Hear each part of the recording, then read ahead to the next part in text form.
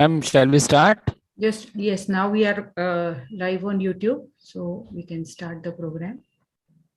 Okay, fine. Namaskar. Good morning, everyone. At the outset, I would like to wish everyone a very happy and prosperous New Year 2022, and also a very happy Makar Sankranti, a very happy Pongal, a very happy Buhu, and very happy Lohri, all the participants and all the dignitaries. कौन से number पे पहले ही था अच्छा I request all the participants to kindly mute your mics.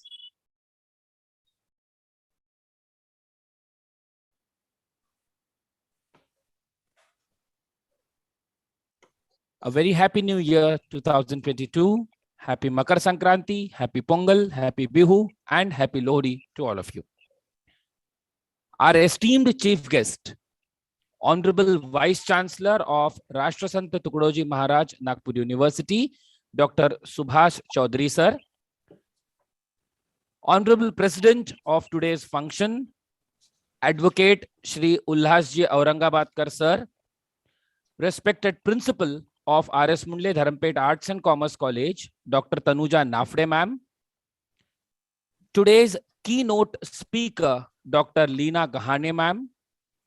The experienced resource persons for the technical sessions, namely Dr. L. Manjunatha Rao sir, Dr. Badrunnisa Krupanidhi ma'am, Dr. Piyush Pahade sir, Dr. Jyoti Patil ma'am, the Vice Principal of R.S. Mundle Dharampet Arts and Commerce College, Major Dr. Mohan Nagrale sir,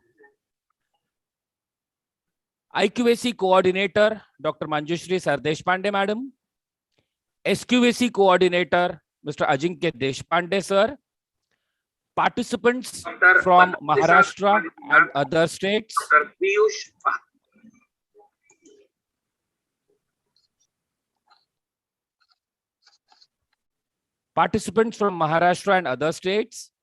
the senior college faculty members of R.S. Mundle Dharampet Arts and Commerce College, ladies and gentlemen.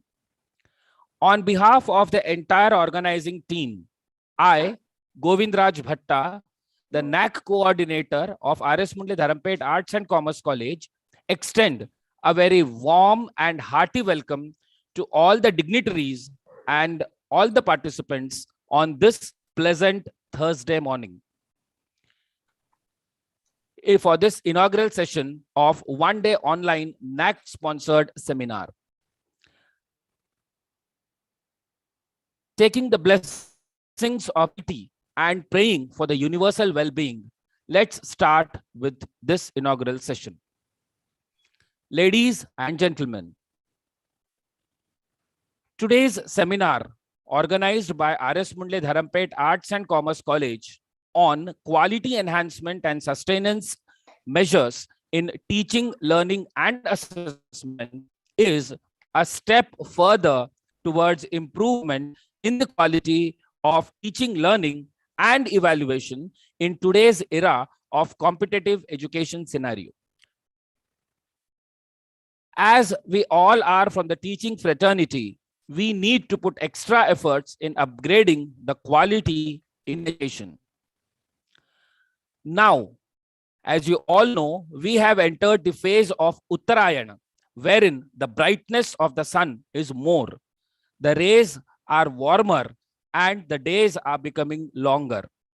Let's come together in this pleasant environment and grab this golden opportunity to improve the quality of education and sustain it, making the process of knowledge learning, knowledge sharing more teacher and student centric. To highlight this view and our efforts toward in this situation, I would now like to invite Dr. Manjushri Sardesh Pandey, the IQAC coordinator, for the introductory speech. Ma'am, it's over to you now.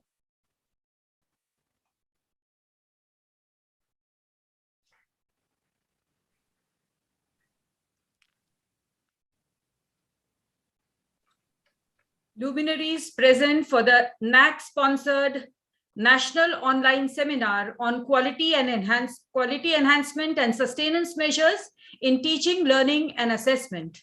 Honorable Chief Guest of today's seminar, Vice Chancellor Dr. Subhash Chaudhary, Sir, President of Dharampet Education Society, Advocate Ulhas Aurangabadkar, Sir, our Principal Dr. Tanuja Nafre, Madam, our Chief Guest for the valedictory function, Jyoti Patil, Ma'am, our Vice Principal, Dr. Mohan Nagrare, Sir, our Keynote Speaker, Deputy Advisor of NAAC, Dr. Leena Gahane, Ma'am, our Resource Persons, Dr. L. Manjunath Rao, Sir, Dr. S. Badrunisa, Madam, Dr. Piyush Pahade, Sir, our NAAC Coordinator, Mr. Govind Raja Bhatta, SQAC Coordinator, Mr. Ajinkya Deshpande, Sir, and my dear friends. A very good morning and a hearty welcome to you all. In this age of globalization, with fourth industrial revolution, things are changing at a great speed. To keep pace with the changing needs of the society, education plays a very important and significant role. When the whole world is still in the grip of pandemic like COVID-19, knowledge and research only can save the life of people. As man is progressing, we are also facing new challenges.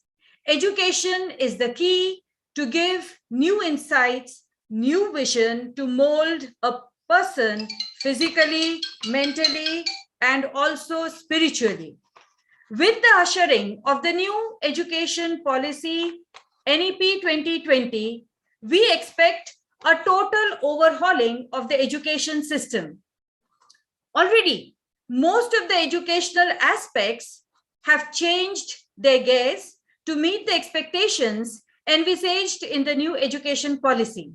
This national seminar will enable a dialogue and deliberations on the new and innovative methods in teaching and learning, which is the need of the hour to combat the complex situations we are already facing. India has a big population, and if we want to reap the demographic dividends, then educating the masses, thinking of new ways and means of teaching and learning to tap the full potential of the people, bringing them to the mainstream, attracting them towards higher education, reducing the number of dropouts is the only solution to keep abreast in this age of information and technology. The discussions and deliberations in this online national seminar will reach out not only to the teachers of higher education, but to all the stakeholders, as it is being streamed live on YouTube and Facebook. Suggestions and sharing of knowledge of so many quality enhancement and sustenance measures in teaching, learning, and assessment will help in reducing, it will help in resorting to adapting and adopting new ways of teaching, learning, and assessment. This will ultimately benefit the students, help in attracting a large number of students towards higher education. Quality enhancement can be possible only when teaching and learning will cater to the different potentials. Use of ICT and new and innovative methods in teaching and learning will open new vistas of learning. Teachers will receive insights on different methods in teaching and learning and enable them to prepare themselves in the required current scenario. The mental makeup of the teachers needs to be changed. With innumerable resources at our disposal, making use of them effectively for the maximum benefit of the students is really essential. We have also invited research papers on the given themes, which would be published in the form of seminar proceedings. As it is a national level seminar, views, opinions, and approaches from different parts of the country would be received. And this would enable ideas and insights into different aspects of enhancing quality in teaching and learning. In this difficult pandemic situation, sustenance of quality in teaching and learning is also a matter of great concern. But this issue will also be addressed in this seminar. So over to happy teaching and learning. And over to Bhatta sir.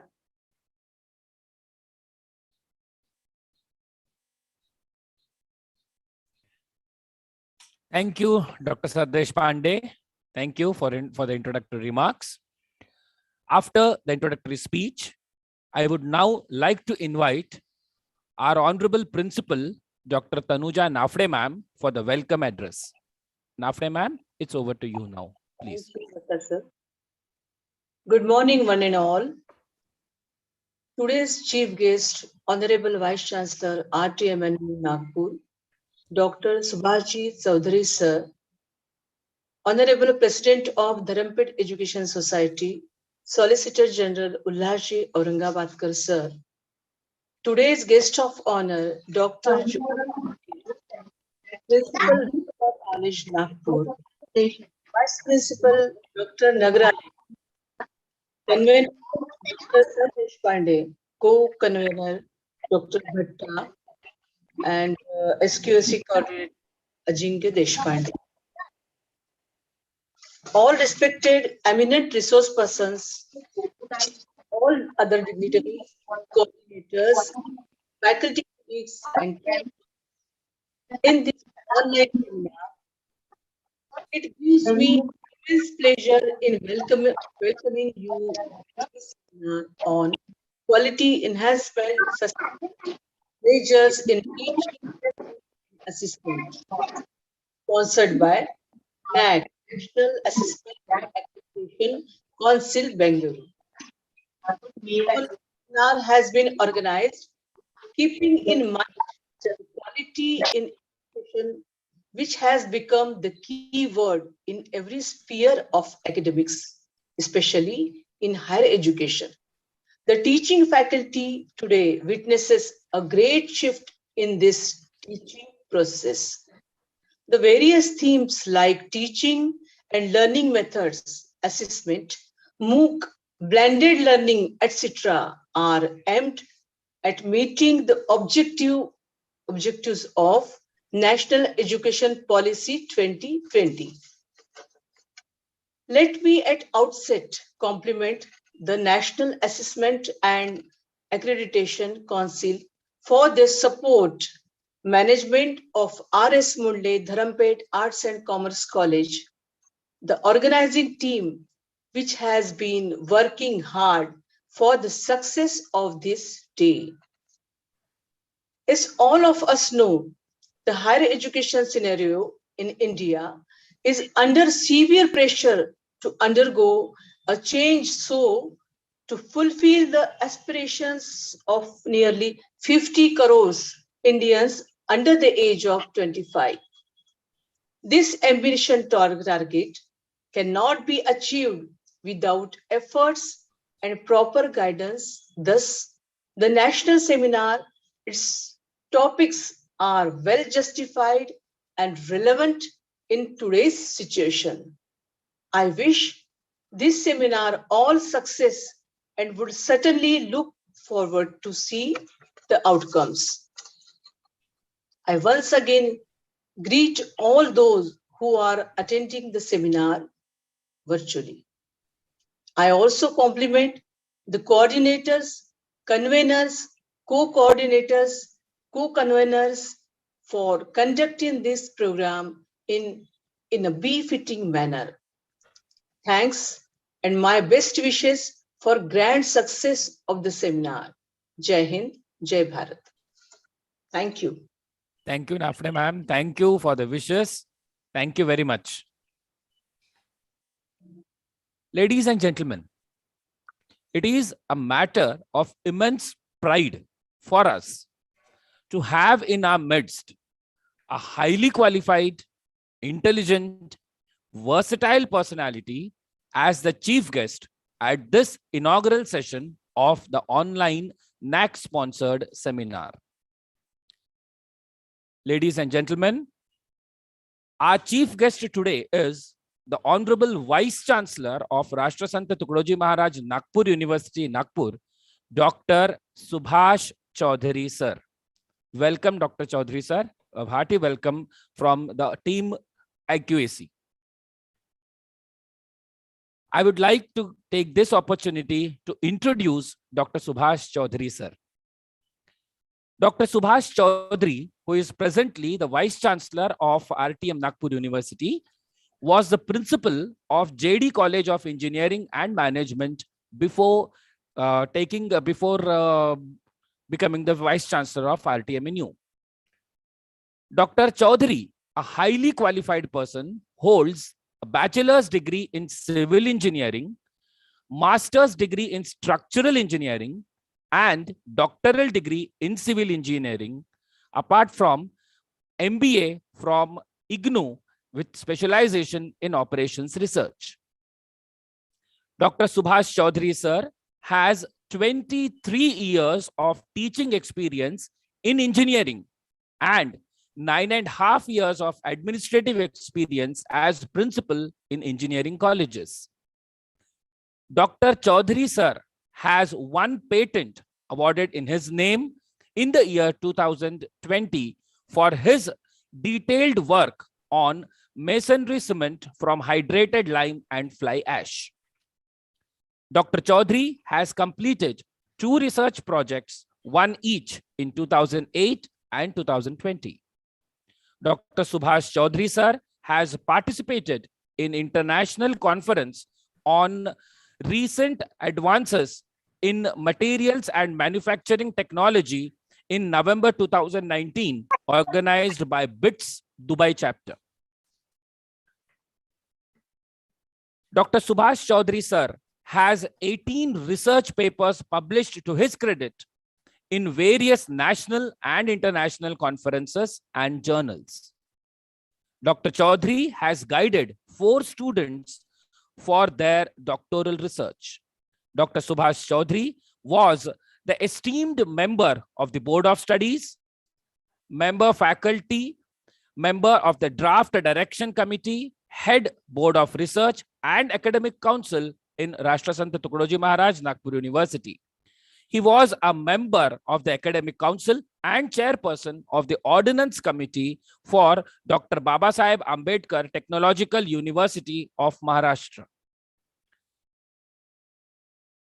Honorable Vice Chancellor Dr. Subhash Chaudhary, sir, is an active member of various bodies and he holds life membership of MISTE and Institute of Engineers.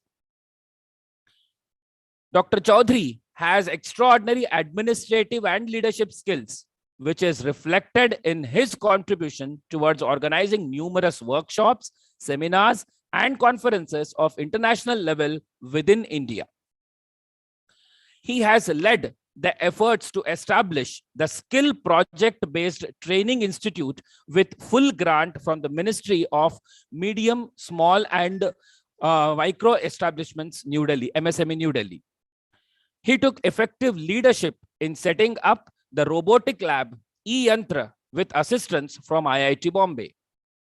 He took lead in providing technical and managerial support to run the small-scale industry on lime-based products,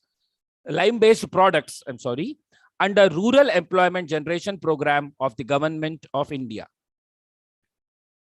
Ladies and gentlemen, it is a matter of highest pride for us to have Dr. Subhash Chaudhary, sir, as the chief guest for this inaugural session. Welcome once again, sir. A very warm and hearty welcome from Team IQAC of RSM Dharampet Arts and Commerce College, sir. I extend a very warm and hearty welcome to you, sir, and invite you to address this session. Sir, it's over to you now. Thank you. Very good morning to all of you.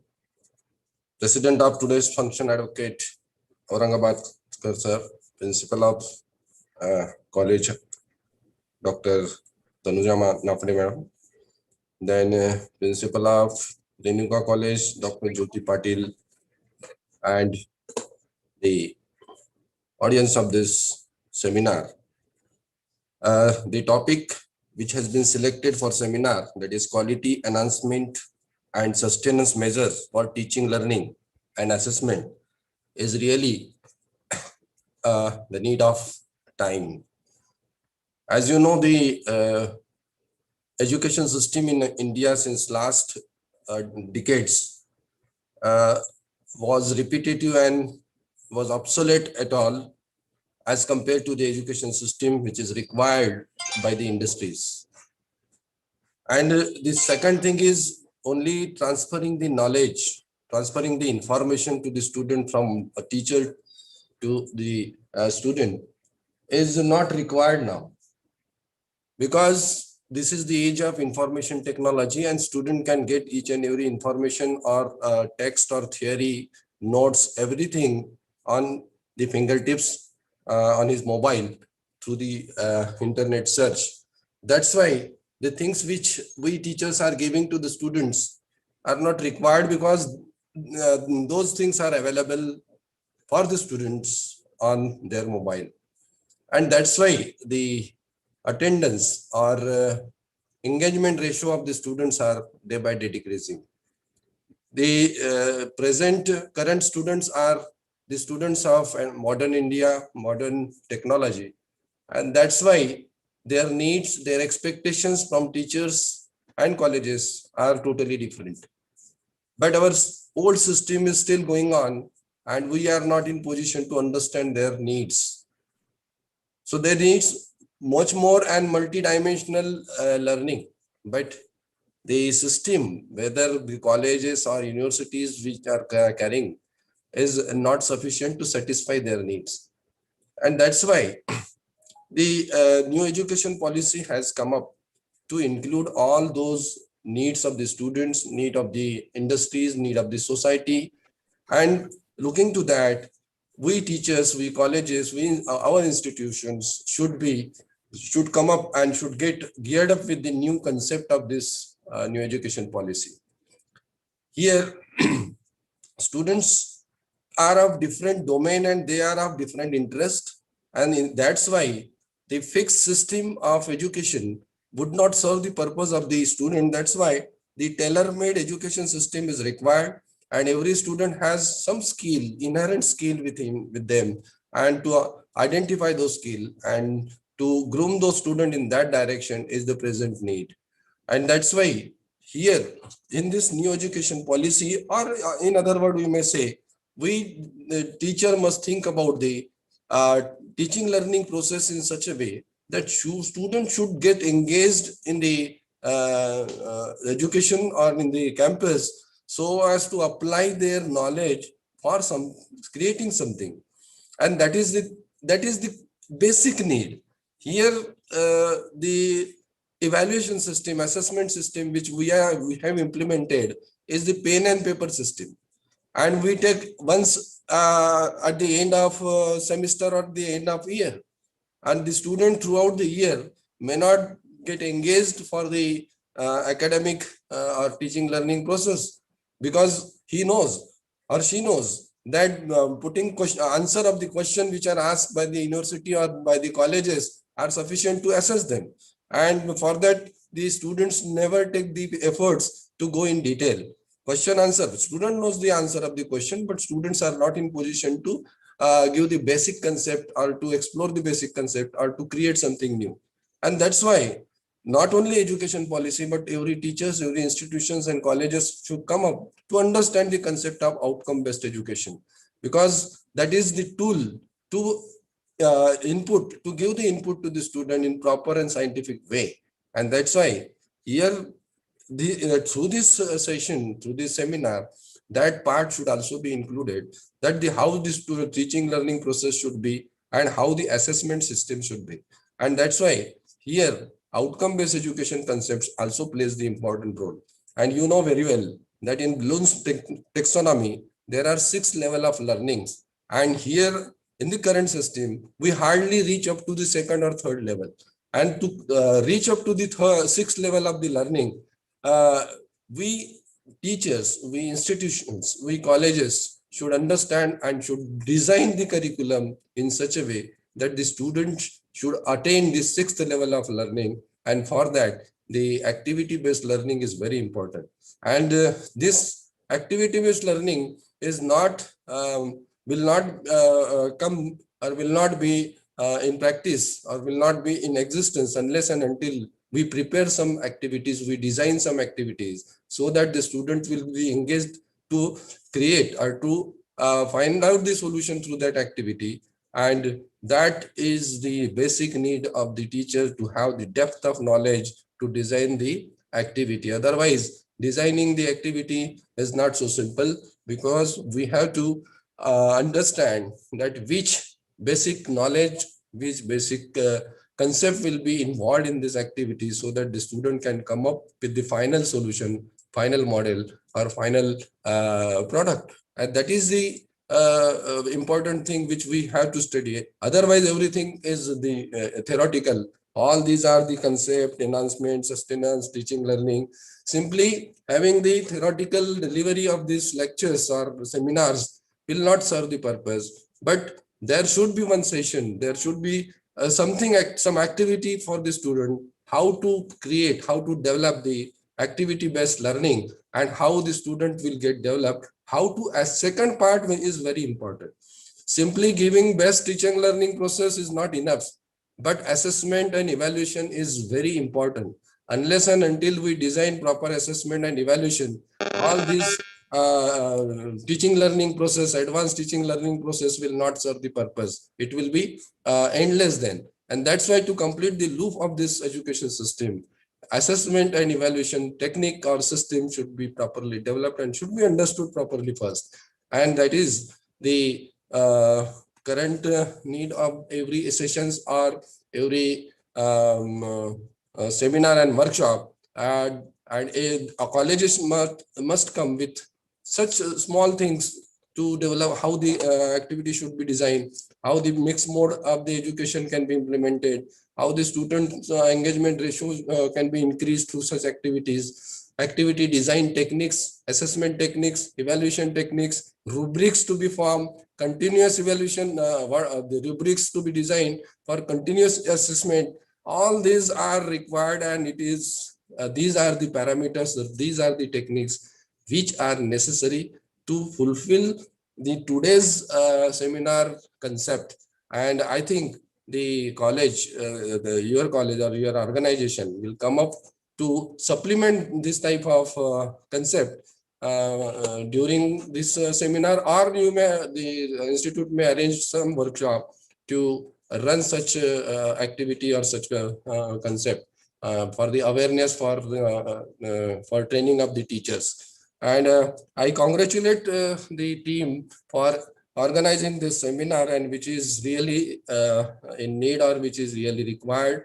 Otherwise, this new concept of education, implementation of this new concept of education, NAP 2020, will be very difficult, because if we see NAP 2020, there is no clear-cut implementation technique or method.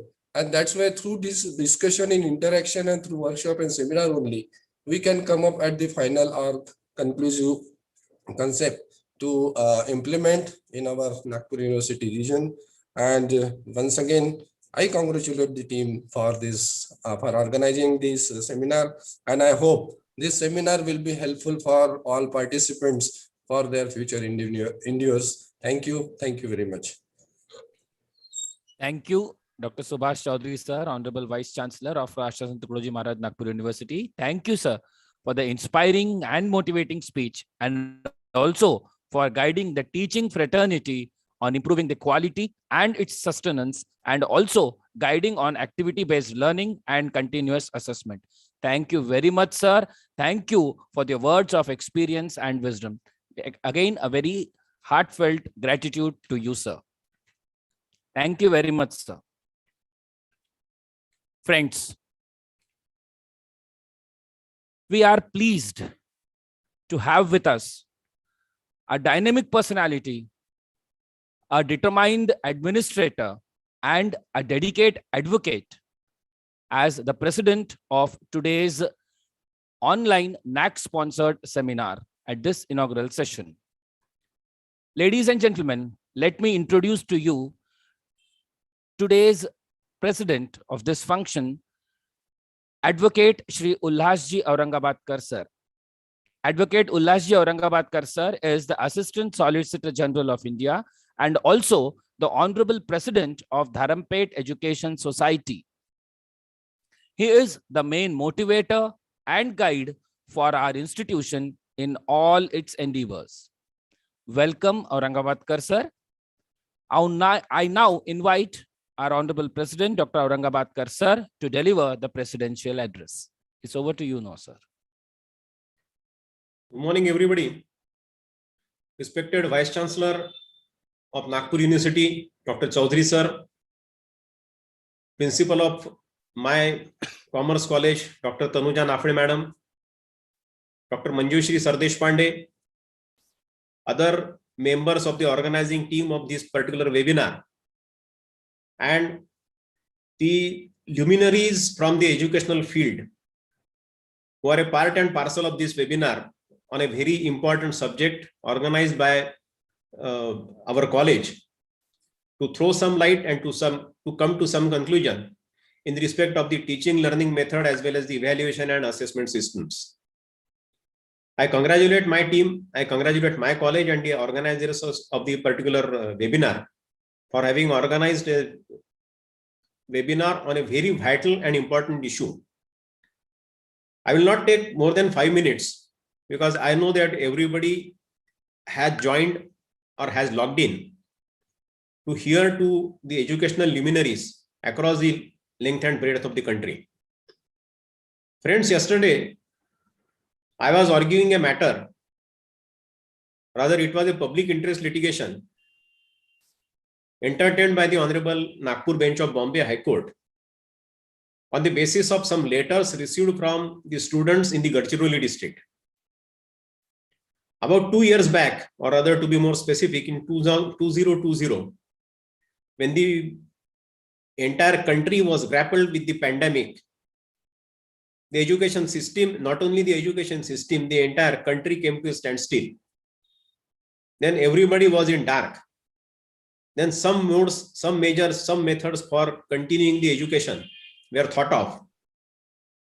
And some alternative measures were taken, internet, online education, and also everything was thought of.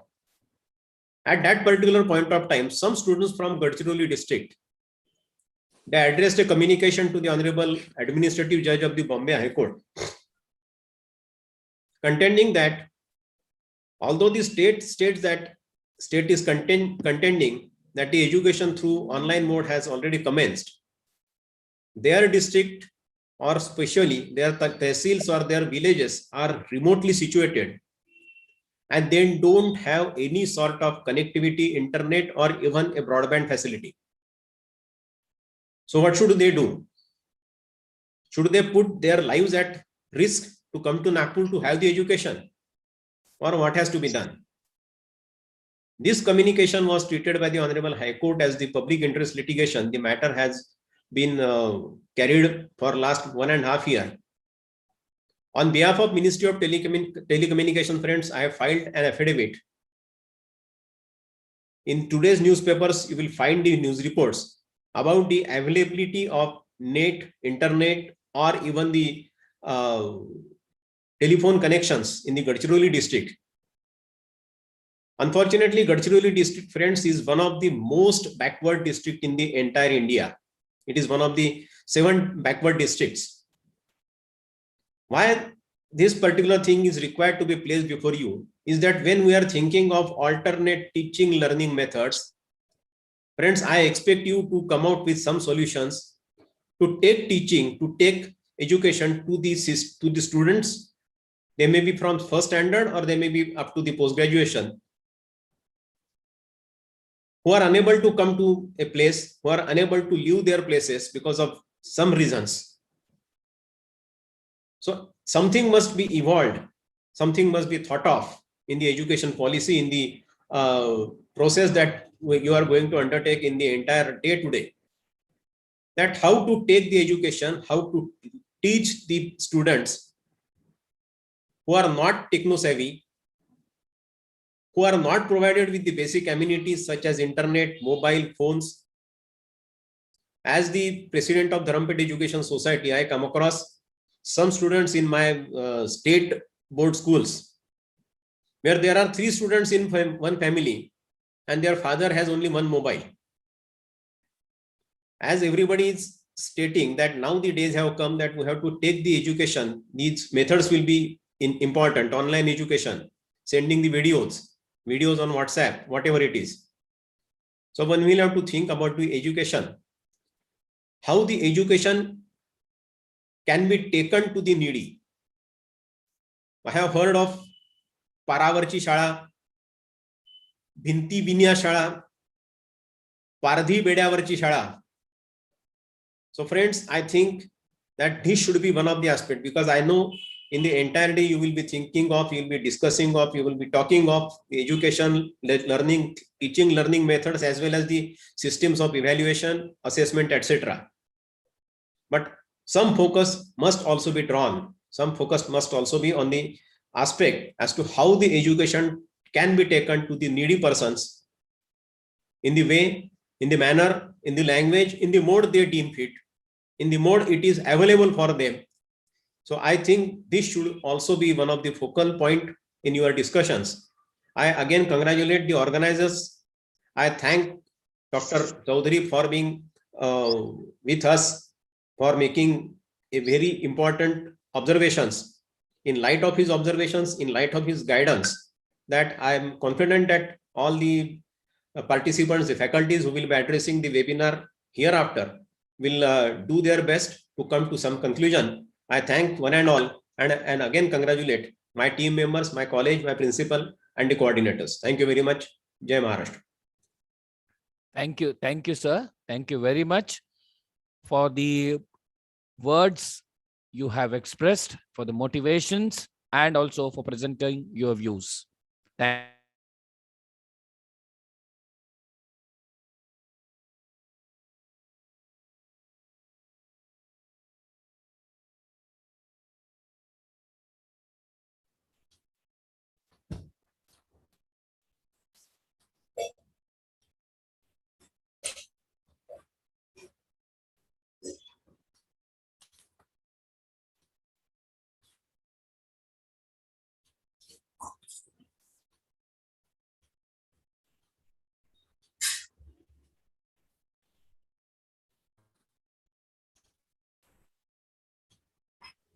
Bhatta sir has lost connection, I think. He will join, but I think we'll straight away move to our keynote address. And for the introduction of the keynote speaker, I would now like to request Dr. Deepak Jejani to take over. Dr. Deepak Jejani. Am I audible? Yeah, I have okay. invited Dr. Jejani for the keynote. Yeah. Okay. Fine.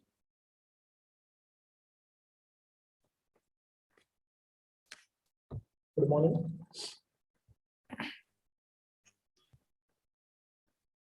Ma'am, is my voice audible clearly? Yes, yes. Okay. Deepak sir, you are audible. Yes. Honorable Chief Guest, Principal Dignitaries, respected teachers, students, and my dear friends. A very good morning to one and all present here. It is rightly said, nothing is more expensive than a missed opportunity. Therefore, given an opportunity, myself, Deepak Jejani, on behalf of RS Mundle Dharampet Arts and Commerce College, welcome Dr. Leena Gahane ma'am.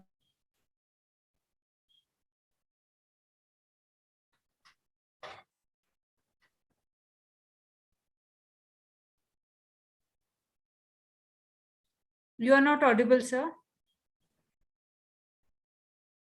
Hello. Yes, now you are audible. It is a great pleasure to welcome such a noted personality as a guest. Dr. Leena Gahane ma'am is professor in physics and has vast experience of academics. Currently, she is working as deputy advisor NAAC Bangalore. She has done her doctorate from RTM Nagpur University, and her area of interest is superconductivity in reference to physical world as well as human life and nanofluids. Dr. Leena Gane ma'am is also associated with RTMNU, Nagpur University as a research PhD supervisor. Dr. Leena ma'am is a well-known speaker and has delivered more than 800 plus lectures on many national social technical issues on academic, social and organizational platforms and chaired the sessions in many national and international conferences and webinars. Dr. Leena ma'am is also a freelance writer by passion as she has written around 1,000 plus articles, poems on many current issues in different languages. She is also a human resource trainer to many companies like KTC, PWD, Irrigation Department, and many more. She has worked as National Study Team member of unique study done on status of women in India in 2019 and has an opportunity to discuss findings of his study with Honorable President of Bharat. She is also associated with many professional bodies like IST, Vigyan Bharati, Bharatiya Shikshan Mandal, etc. Nevertheless, she is also working with world's biggest social cultural women organization, Rashtriya Sevika Samiti. Hello. Rashtriya Sevika Samiti and holding responsibility as Akhil Bharatiya Saha Bauddhik Pramukh. Ma'am, I welcome you to please address all of us on quality enhancement and sustainable measures for teaching, learning, and assessment. Over to you, ma'am.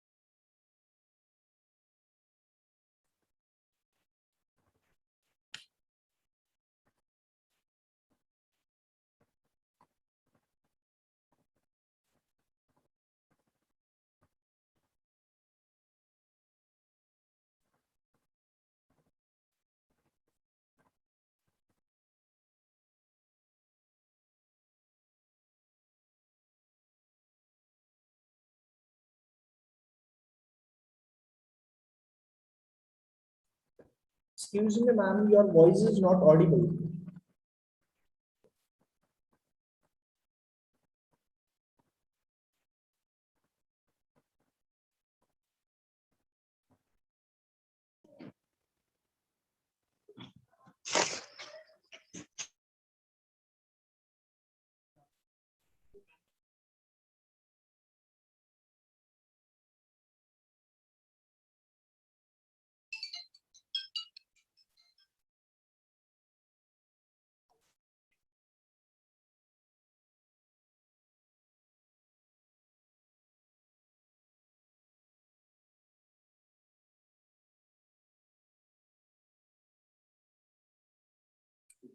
Ma'am, you are not audible.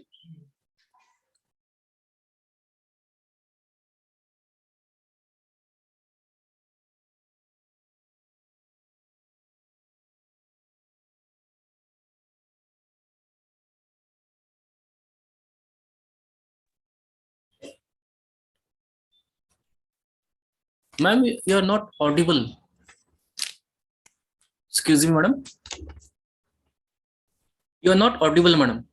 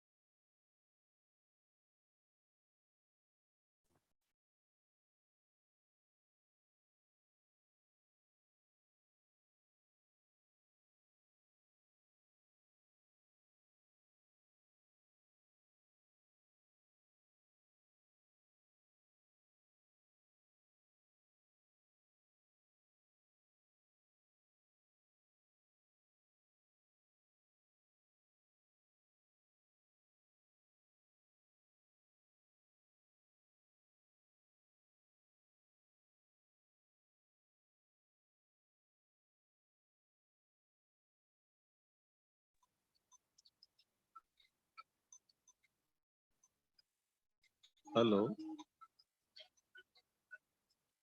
Hello. Dr. Leena Gane madam is not audible.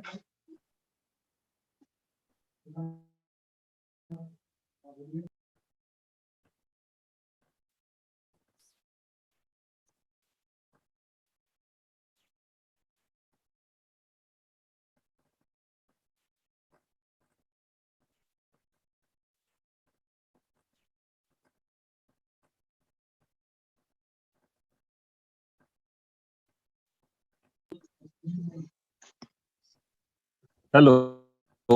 Leena Gane madam is not audible. Please. Yeah, she is not audible. Can anyone inform her about this issue?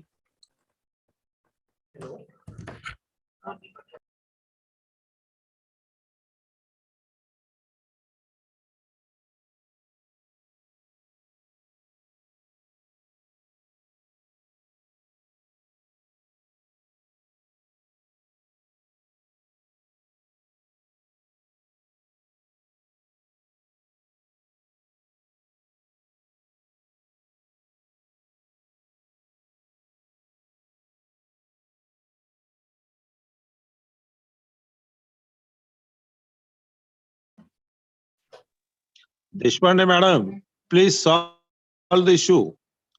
Madam is not audible.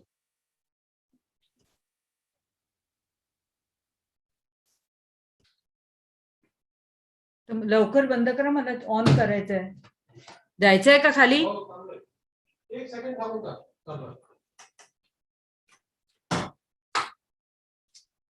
मध्ये मध्ये करू.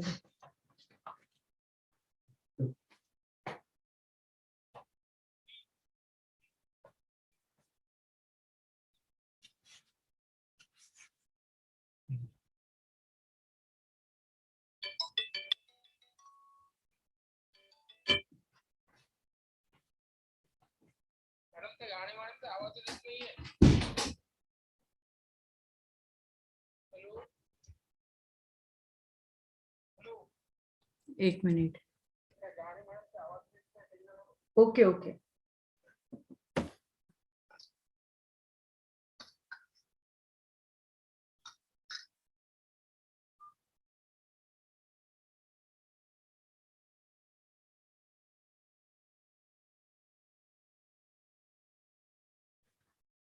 Hello. Yes, ma'am. Am I audible? Yes, yes, yes. You're audible. I'll just, I think Gahane madam was not audible. I'll just again start and let me see, and please inform if she's audible, because. Yes, yes, yes. You just start from there. I'll inform you.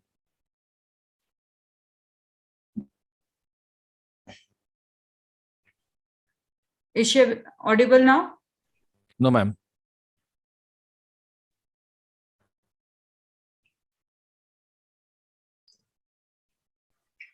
If I interrupt, please. She is not audible, ma'am. No, ma'am.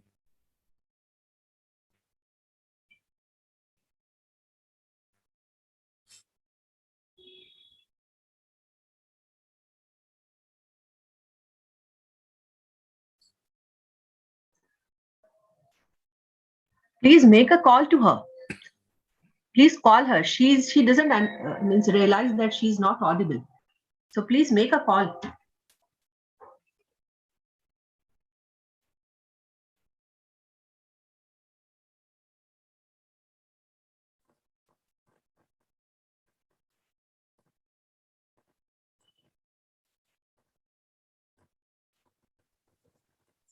I had a talk with the Leena Gahane madam. She has sent the video. A video is playing.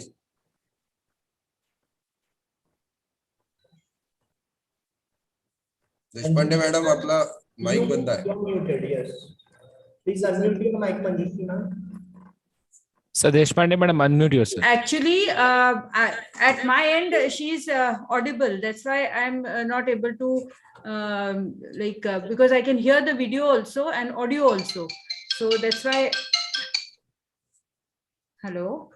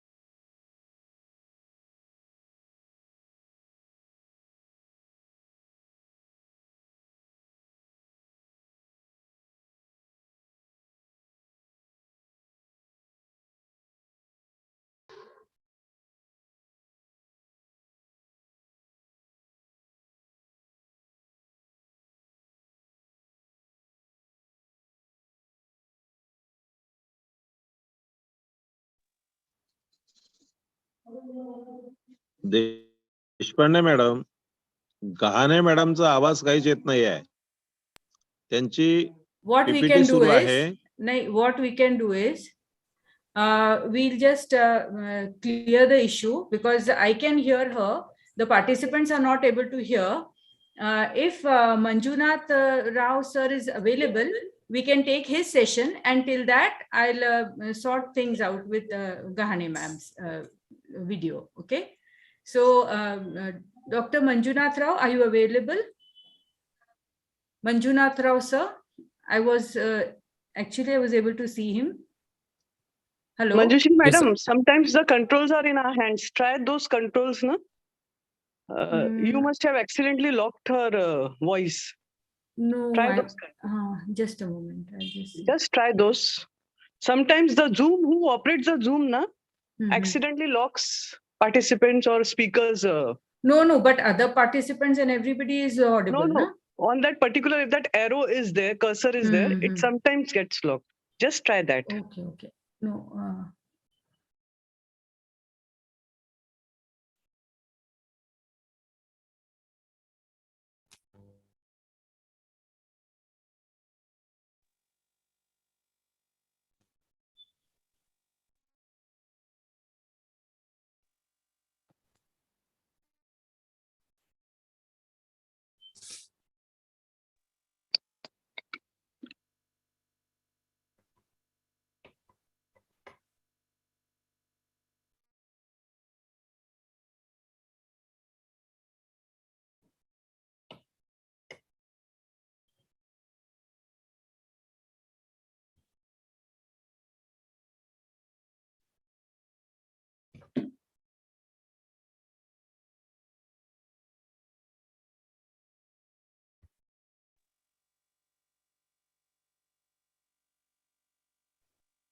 In a minute, we'll start.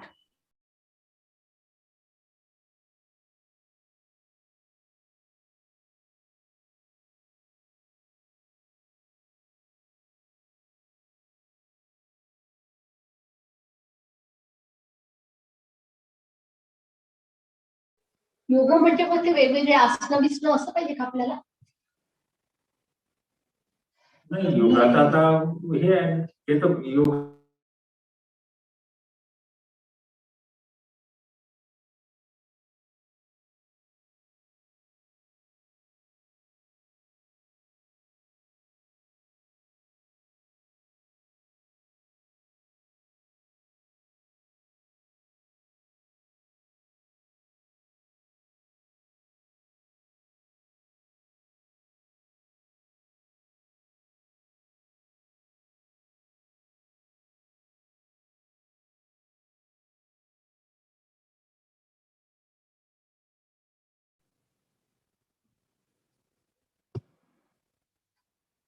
Hello, am I audible? Yes, sir, you are audible. Yes, sir. Yes, yes. You're audible, sir. This You're... is Manjunath. Yes. Yes, sir.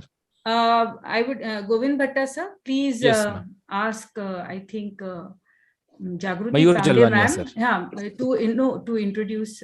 Yes, yes, yes. A very warm and hearty welcome to you, Dr. Manjunath Rao, sir. Thank you, sir. Thank you. Thank you. I would now like to invite Mr. Mayur Jalwania to start the session and introduce Dr. Manjunath Rao, sir. Mr. Mayur Jalwania. Yes, sir. Sir, please introduce Manjunath, sir. Warm good morning to everyone. It's a pleasure to introduce Dr. L. Manjunath Rao, sir. We welcome you, sir, on behalf of R.S. Mundle Dharampet Arts and Commerce College. You are working as a Deputy Advisor, National Assessment of Accreditation Council, NAAC at Bangalore, worked as a professor and head of MCA department at Dr. Ambedkar Institute of Technology. Earlier, you were working as a director, Dayanand Sagar School of Information Technology, Bangalore. You were chairman of Board of Studies, MCA program of Dr. AIT, member of Academic Council, member of Board of Studies in National College, RV College of Engineering, MS Ramai College of Engineering, Dayanand Sagar College of Engineering, Niti Meenakshi College of Engineering. Former Chairman, BCA course, Bangalore University. Former Board of Studies Chairman, MCA course, Ssr Technology University. You started your career as an entrepreneur, having rich experience in industry as well as academic. Obtained PhD degree in SV University, Tirupati. Conducted several corporate training programs. Published 40 plus research papers in national and international journals, including Scopus, Springer's, and Web of Science journals. You have authored 4 textbooks through Sapna Publishers, guiding PhD scholars in VTU, and awarded 3 PhD degrees under your supervision. Worked as a member in several committees at institutional level and university level. Conducted several national and international conferences. We are glad to you here, sir. It's our pleasure as well to hear you. It's over to you, sir, now. Thank you, sir. Thank you for your wonderful introduction. Now let me share my screen. Kindly provide me the share option. Sir Deshpande, ma'am. Kindly provide me the share option. Sir Deshpande, madam. Yes, yes, in a minute.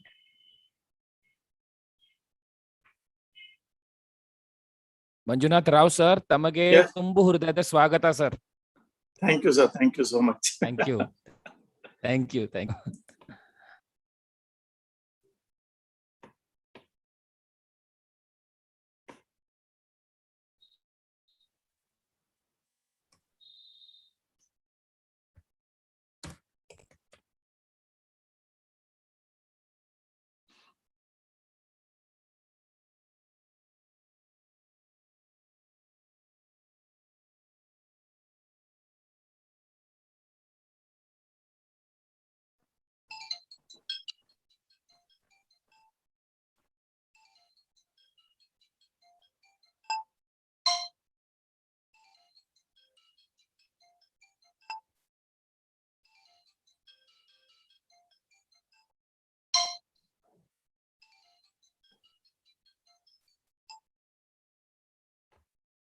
Hello.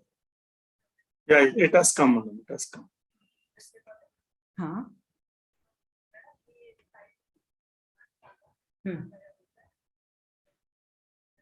हाँ हाँ बोला madam. हो हो हो हो चालेल. हो हां नाही नाही चालेल चालेल. हो Yeah, shall we start the session? हो हो हो हो चालेल चालेल चालेल चालेल चालेल. हो ओके मॅडम. ओके ओके हो.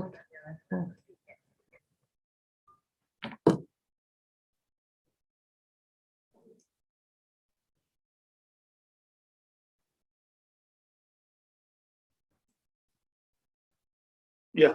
Shall we start the session? Yes sir. I am audible, no? Yes sir. Yeah. Thank you very much for giving me this opportunity. Dharmapeeth Education Society, I thank all the honorable trustees of this great education society. I sincerely thank the organizers, principal and management of R.S. Mundle Dharmapeeth Arts Commerce College, Nagpur, for providing me this opportunity. So this is an NAAC-sponsored webinar on quality enhancement and sustenance measures in teaching, learning, and assessment. Myself, Dr. L. Manjunath Rao.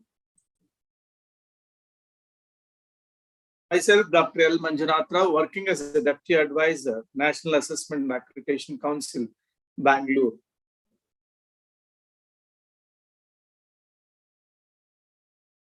My topic is online assessment and accreditation process in revised accreditation framework. The NAAC has got a dynamic website which enables all the stakeholders. So it is very user-friendly. The entire NAAC assessment and accreditation process is tool-based, computerized. So it is user-friendly. All the options are available.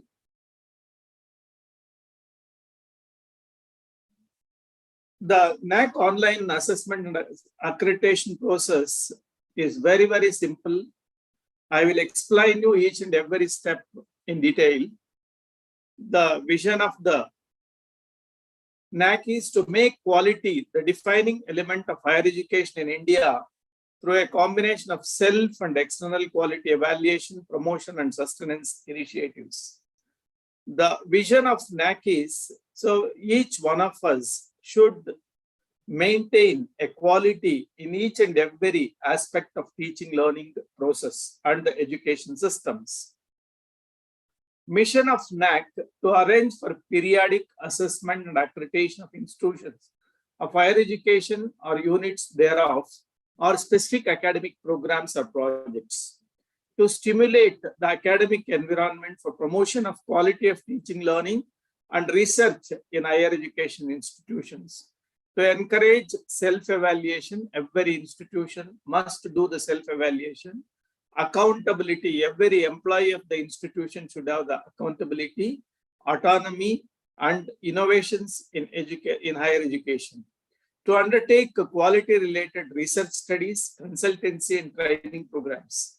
To collaborate with other stakeholders of higher education for quality education, evaluation, promotion, and sustenance.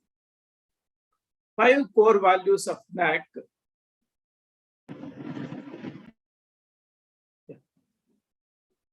National development, fostering global competencies among students, inculcating a value system among students. This is very, very important. Inculcating a value system among students. Promoting the use of technology. So today, the order of the day is use of technology. Without using the technology, we cannot move or we cannot imagine. So in the education system, we are using the technology like anything by both students and the entire staff members. Quest for excellence. Sir, I would like to request you to put your presentation on slideshow or presentation mode. It's coming now, madam. It's not full screen. Like, can you put it on slideshow? Slideshow only I have put, madam. Okay. It is not scrolling actually. Shall I stop and shall I do it again? Yeah, I'll do it. 1 second. Yeah.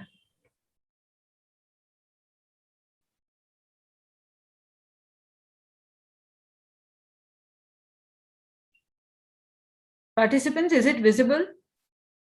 Yes, ma'am. Okay. Now is it moving?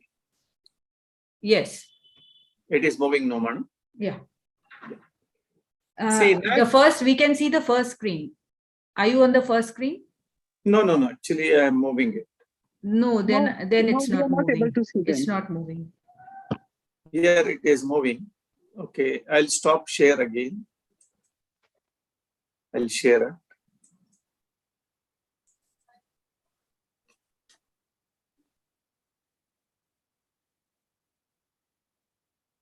We are Now able is to it see moving? your. Yes. Now it's moving. Yes, now it's moving. Yes, ma'am. Yes. Yes, sir. Now it's visible. You can proceed, sir. The NAAC has got 7 criteria: curricular aspects, teaching, learning and evaluation, research, innovation and extension, infrastructure and learning resources, student support and progression, governance, leadership and management, institutional values and best practices. These are the 7 major criteria we use in the NAAC for the entire assessment and accreditation process. Assessment and accreditation. Assessment is nothing but whatever the institutions which have put in effort for the last 5 years, that is performance evaluation of an institution or its units based on certain established criteria. Accreditation is a certification of quality that is valid for a period, which in the case of NAAC, which is 5 years.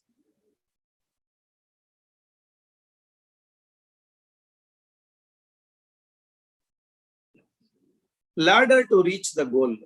See, the NAAC assessment and accreditation process starts from HEI registration to NAAC portal. Whenever any institution would like to come for accreditation, first they need to register with the NAAC website, which is called HEI registration to NAAC portal. Once the registration is done, then the institution can submit IIQA, that is Institutional Information Quality Assurance Submission plus acceptance. IIQA is nothing but we check whether the institution is valid with the university affiliation letter, with the approval of statutory regulatory authorities, all that. If the institution is valid institution, the institution IIQA will be approved. Once IIQA is approved, next the institution can submit self-study report submission plus acceptance. So once the self-study report is submitted, the DVV, that is data validation and verification process, then student satisfaction survey, pre-qualifier, all these things will be parallelly done. I'll explain you one by one. Peer team visit, finally peer team visit, then the accreditation or the grade will be awarded.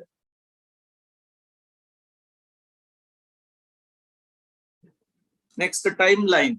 IIQA submission and acceptance. IIQA should be submitted and it should be accepted. Then Ssr submission. Ssr submission 30 to 45 days, including IIQA submission.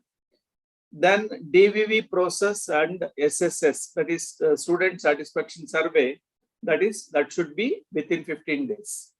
Then the peer team visit will happen within 90 days. Distribution of metrics and key performance indicators across criteria. There are different types of institutions which are universities, autonomous colleges, and affiliated and constituent colleges, Depending upon the type of the college, criteria is same, those 7 criteria. Key indicators are changing, 34, 34 and 32. Qualitative metrics and quantitative metrics. Quantitative metrics will be evaluated by the DVV, that is data validation and verification. Qualitative metrics will be evaluated by the peer team visit in the college itself. Total metrics is universities 137, autonomous colleges 136, and affiliated or constituent colleges 121. This is how the grade is awarded by the NAAC. 3.51 to 4 A double plus grade, 3.26 to 3.50 A plus, 3.1 to 3.25 A, that is 3 and above is called A grades. 2.76 to 3 is B double plus, 2.51 to 2.75 is B plus, 2.01 to 2.50 is B grade. That is 2 to 3 is called B grade. 1.5 to 2 is called C grade. Less than 1.50 is D grade. Eligibility criteria to apply for assessment and accreditation process of NAAC. 2 batches of students graduated in any program or at least 6 years of experience or existence. Institutions should have regular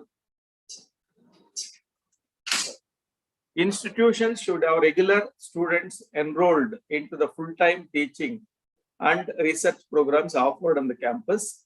Colleges affiliated to university recognized by UGC for the purpose of affiliation. For assessment after 1 and that is reassessment, suppose if the institution is not very happy with the grade which is awarded, so they can go for reassessment. That reassessment period is after 1 year of accreditation, before 3 years. For subsequent cycles during the last 6 months of validity of accreditation period, to go to the next cycle, during the last 6 months of validity, they can come for next cycle accreditation. HEI registration. See, in the NAAC website, there is option in the login option. When you open the website, you will get login. In that HEI login, you will get it. Under HEI is nothing but higher educational institutions login. There are 2 options which are available. They are new registration and forgot password. New registration option, if you select it, so you can create a registration for your institution. So whenever you want to register with NAAC, you have to go to the new register option. There you have to give the name of the institution, institution type, then Aish code, that is All India Survey for Higher Education code will be there for every institution. So in that certificate code will be there. That code you need to give it. Institutional email ID. Institutional email ID is nothing but the standard email ID of your institution along with your website. Then mobile number for communication. So you have to give the mobile number. Are you previously accredited? Yes or no, you have to say. If it is a new institution, no, you will select. If the institution is already existing, if you are going for next cycle, yes, you will say. Yeah. Then HA for, suppose if already registered, if you have forgotten the password, you can use HA forgot password option. This is after giving all the details, you will see registration for assessment and accreditation. I hereby declare that the details furnished are true to my knowledge, all that you will give it. Then it lasts for the CAPTCHA, that you will give it. Then you will select the register option. So once, if you have given all the fields in that particular thing, your profile has been created successfully. Please check registered mail to activate your account. So you will get whatever mail ID you have given. For that mail, you will get the activation account. So in that mail, you will get one link. If you're using that link, you can create, so you will get password and other details. You can change the password for your institution. Your profile successfully activated. Please check your registered email for login credentials. login credentials you'll get it. After registration, within 7 days, you need to activate your account. That means you have to open your mail, you have to select that link, you are going to activate it. Once it is activated, the credential details you are going to get it, they are called the login name and the password. So using this, you can enter into your institutional account, that is HA registration account. IAQA application process, that is Institutional Information Quality Assurance application process. Once the registration is done, after the second phase is IAQA application process. In that, basic institutional eligibility, as I have already told, the institution should have valid university affiliation. University affiliation letter for the current year is required. Affiliation or SRA compliance. SRA is nothing but Statutory Regulatory Authority compliance. If any of the programs which are run by engineering programs, AICTE approval, pharmacy programs, Pharmacy Council of India, medical programs, Medical Council of India, they are the statutory regulatory authorities. If the institution is running any program of such kind, that from the statutory regulatory authority, you need to submit the approval letter. HA academic data inputs, application fees payment, HA document verification by coordinator. If it is accepted, yes, you can go to the next phase, which is self-study report application. If it is not accepted, if it is rejected, again, you can come for IAQ application with the same fees. 3 attempts will be given in a year. Within a year, 3 attempts will be given. Documents required for IAQA application. See, in our NAAC website, we have given all the documents depending upon the type of the institution.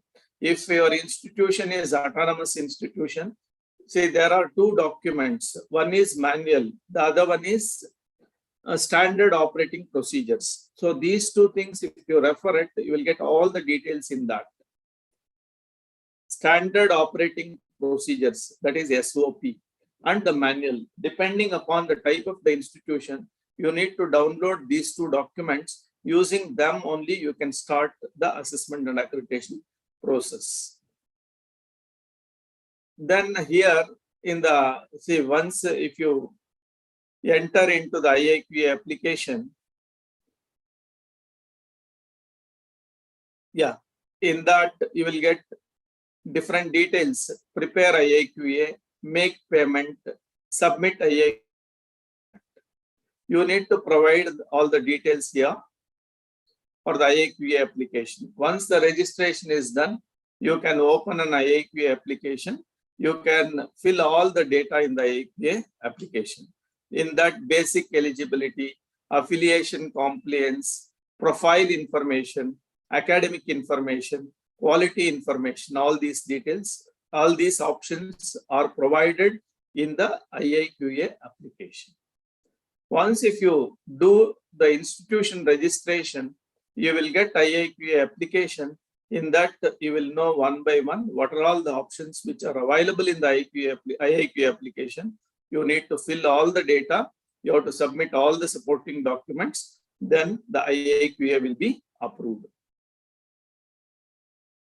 Once IAQA is approved, then the institutions are allowed to submit self-study report. Self-study report.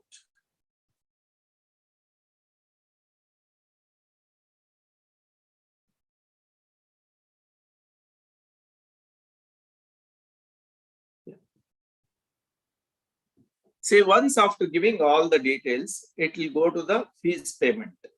IAQA fees is 25,000 rupees plus 18% tax. So that the amount will be calculated and it will display it. You can make the payment either through the credit card or through the debit card or internet banking, you can do it.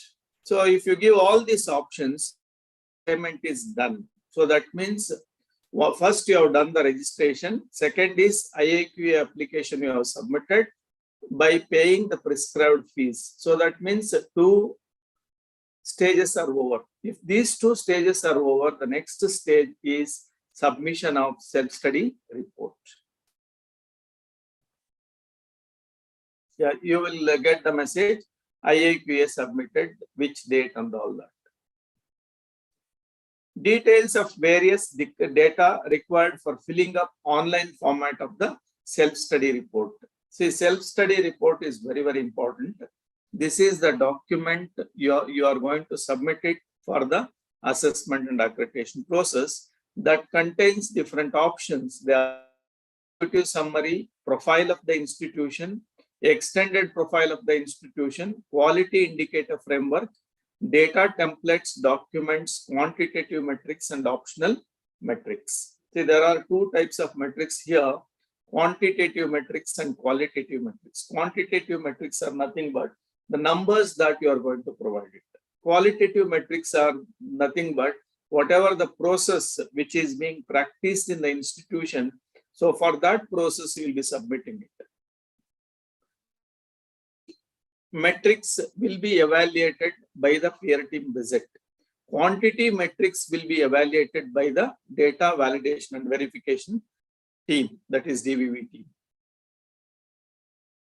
Profile of the institution. See, in the SSR, basic information it will ask. That is name of the institution and address of the institution.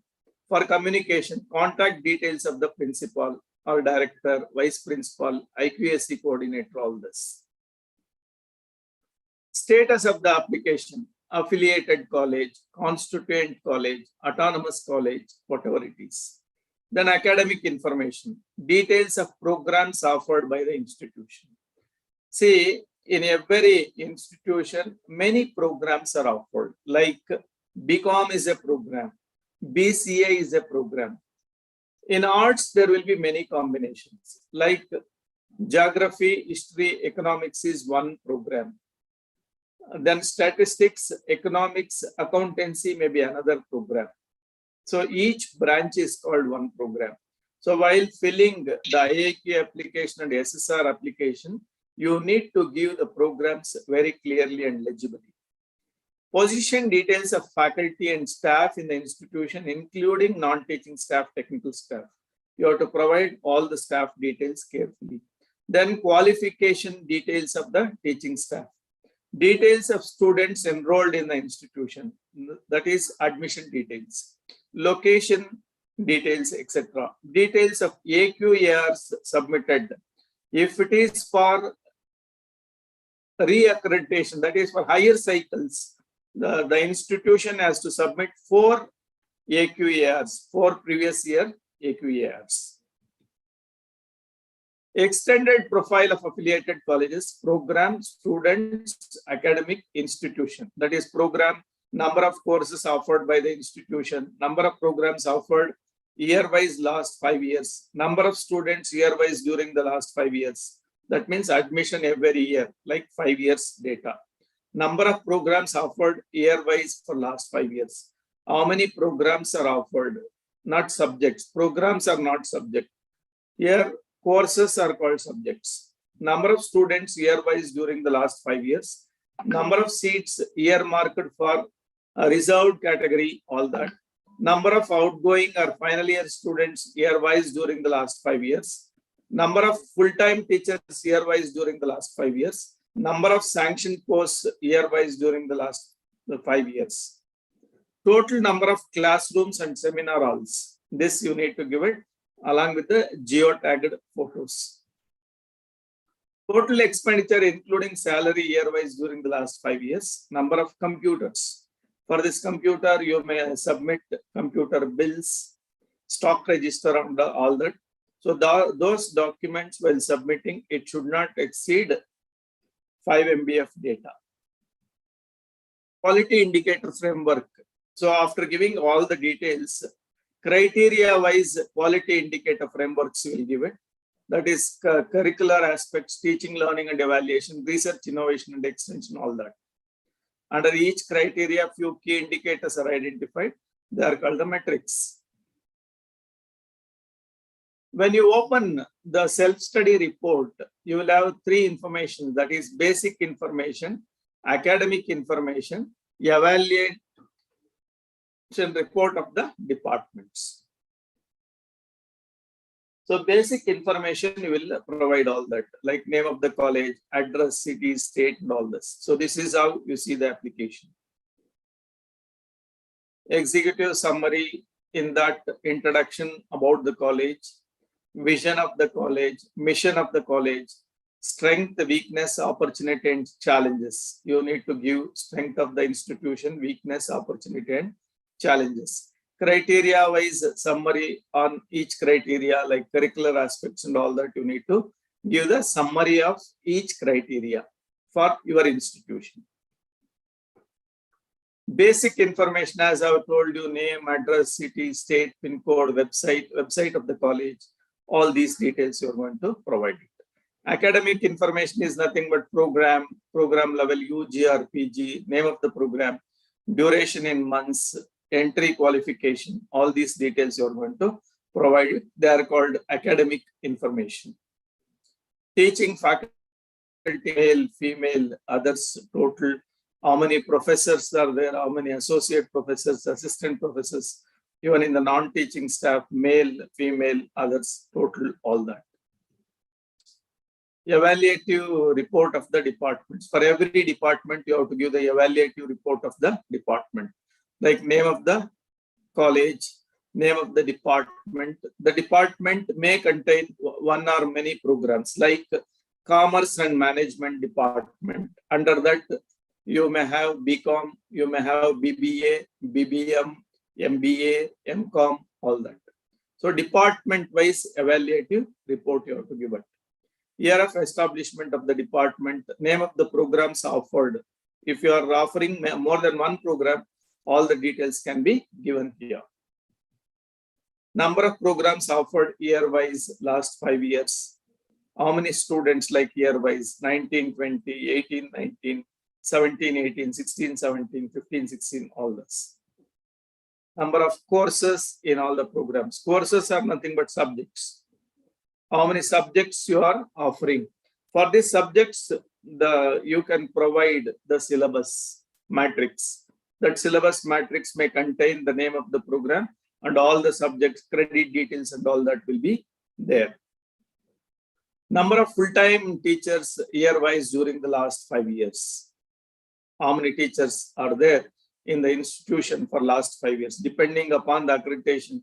Now, if you are going for accreditation now, you may say 20, 21, 19, 20, 18, 19, 17, 18, like that. Last 5 years.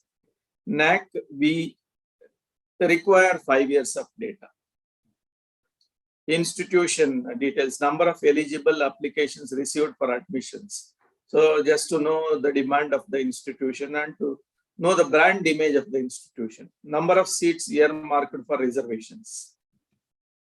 Next, see, once after filling all the details in the self-study report will be submitted to the NAAC portal.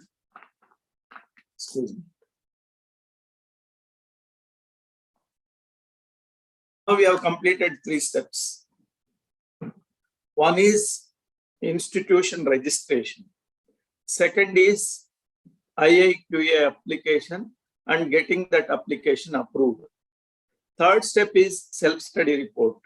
So that self-study report contains many parts and so many metrics will be there. You are going to provide the data for self-study report. That self-study report may contain both qualitative metrics and quantitative. Metrics is nothing but questions. Number of programs is called a quantitative metric. Similarly, qualitative metric, how the institution is practicing for the syllabus framing. So that is a quality. Qualitative metrics and quantitative metrics both contains the self-study report. You have completed the self-study report. Once the self-study report is filled through online, so it should be submitted. So that means self-study report is submitted. Once the self-study report is submitted, So institutions are not permitted to modify or make changes. You cannot make any changes in that. That is done.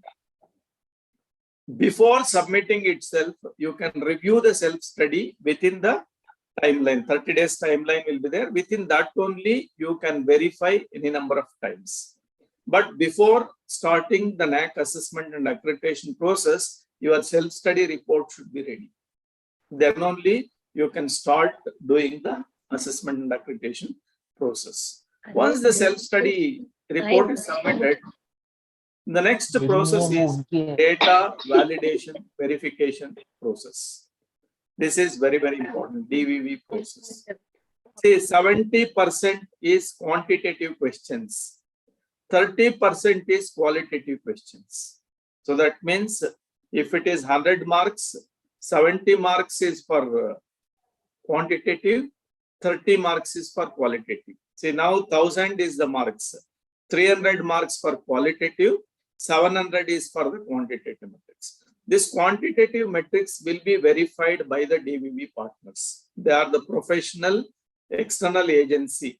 DVV partners are professional third-party agency. Whatever SSR you have submitted, that is verified by a third party. That is not by NAAC. It is a third-party professional agency. Online SSR submission assigned to DVV partner. Once it is submitted to the NAAC, NAAC will assign this to the DVV partner. DVV partner verifies input for extended profile questions, input for quantitative metrics, template for complete details, validates with uploaded documents links, external web sources like they will also verify external web sources like All India Survey for Higher Education, NIRF, UGC, annual reports, institutional websites, all that.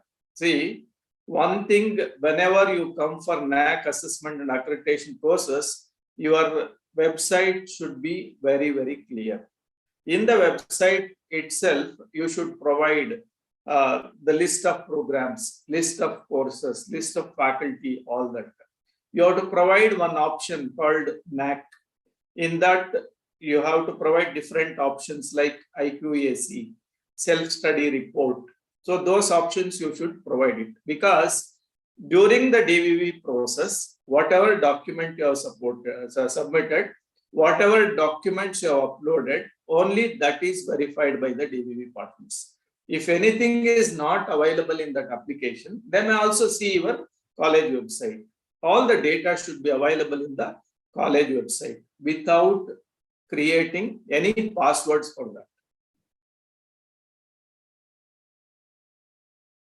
DVV process.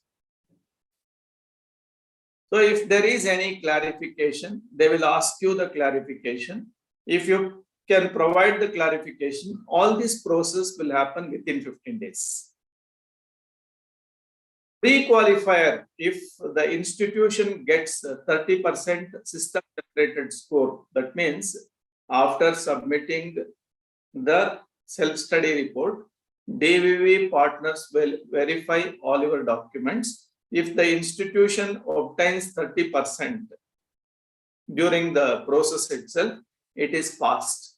Otherwise, failed. So that means there is a pre-qualification stage. If there is pre-qualification, so the process will be started. Otherwise, the process will be halted. See, quantitative metrics is verified by the DVV process. Qualitative metrics will be verified by the peer team. Student satisfaction survey, stakeholders perception. This student satisfaction survey is parallelly done along with the DVV process. So that means the institution should provide the database in the standard template, which is provided by the NAAC. You have to give the student details like name of the student, mail ID and all that. Now, directly the NAAC will send the student satisfaction survey to the students. The students will answer and submit it. That will come to the NAAC. The system will generate the value for that. So all these three is called accreditation outcome. Process of DVV, external professional agency, as I have told. online SSR submission assigned to DVV partner. So all this I have already explained it. If there are supporting documents lacked, raise queries for additional supporting documents, information without suggesting different input. Sometimes whatever input you have given in the SSR, if it is not matching with the documents, institution should provide the supporting documents properly. So SSR clarification, once if you submit the document and if it is assigned to the DVV partner, the institution, say once if you come for assessment and accreditation process, every day institution should open their HAI portal and they should see. So SSR clarification required. So like this, a caution message will be getting by the institution. So that means DVV process is on. Student satisfaction survey, as I have told, the institution should provide the database of the students to the NAAC. In turn, the NAAC will send the students' satisfaction survey questions to the students. The students will answer and submit it, so that will be evaluated by the system and the score will be awarded. Student satisfaction survey will be conducted simultaneously along with the DVV process. Higher education institutions have strictly uploaded the data of at least 50% of currently enrolled students as per data template. As I have already told you, the data template is provided by the NAAC in Excel sheet. In the same format, the institution should provide it. This questionnaire will contain 20 objective questions and 1 subjective question. For colleges, UG, PG, autonomous, responses should be received from at least 10% of the student population or 100. If the institution is coming for accreditation, minimum 10% of the total students should respond to this student satisfaction survey, or minimum 100 students. If it is universities, 10% of the student population or minimum 500 students should respond it. If the response rate is lower than the limits mentioned by NAAC, the metric will not be taken for evaluation. Student satisfaction survey will be completed within 1 month after its initiation. About student satisfaction survey, already I have explained. Requirements of student details when submitting the self-study report. Total number of students on roll as on date submission of IAQA. In IAQA, whatever you give, it should match with the number of students everywhere. Total number of students first year, second year, final year, etc. across all UG, PG and other higher education programs were on roll as on date of submission of IAQA. At least 50% of the student details have to be mandatorily uploaded for submitting the self-study report online, failing which the SSR will not be submitted online. 50% of the total number of students mentioned in IAQA. Details of students to be provided: name of the student, gender, category, then state of domicile, nationality, email address, program name, student unique enrollment ID or register number, whatever it is, mobile number, year of joining, all these details. Rules for entering the data and uploading: only 500 records for 1 Excel sheet. Only 1 Excel sheet should be present for 1 Excel workbook. Enter 500 records per 1 Excel sheet, upload the Excel file. So that means Excel will be having a book. In that Excel, each sheet is called a worksheet. So you can provide only 500 students' data in 1 Excel sheet. So like that, you can give 1 by 1 sheets.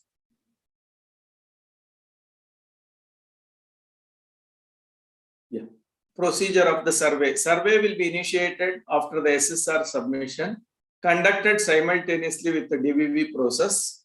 Stratified random sample of students will be chosen for the survey. Random students will be selected for the survey. On initiation of survey, auto-generated emails will be sent to the students. I have already told the mails will be shooted to the students. In turn, the students will answer the survey. Accordingly, it will be calculated. Link has to be activated in 7 days, failing which the link cannot be activated later. So once the student gets a mail, within 7 days, he has to respond to that mail. Student can attend the survey within the date of completion of survey after activating the link.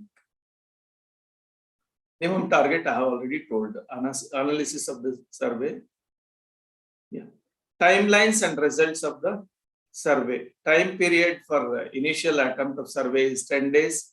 With 30% of students will receive email for survey. Second attempt will be made within 10 days by sending emails to remaining 70%.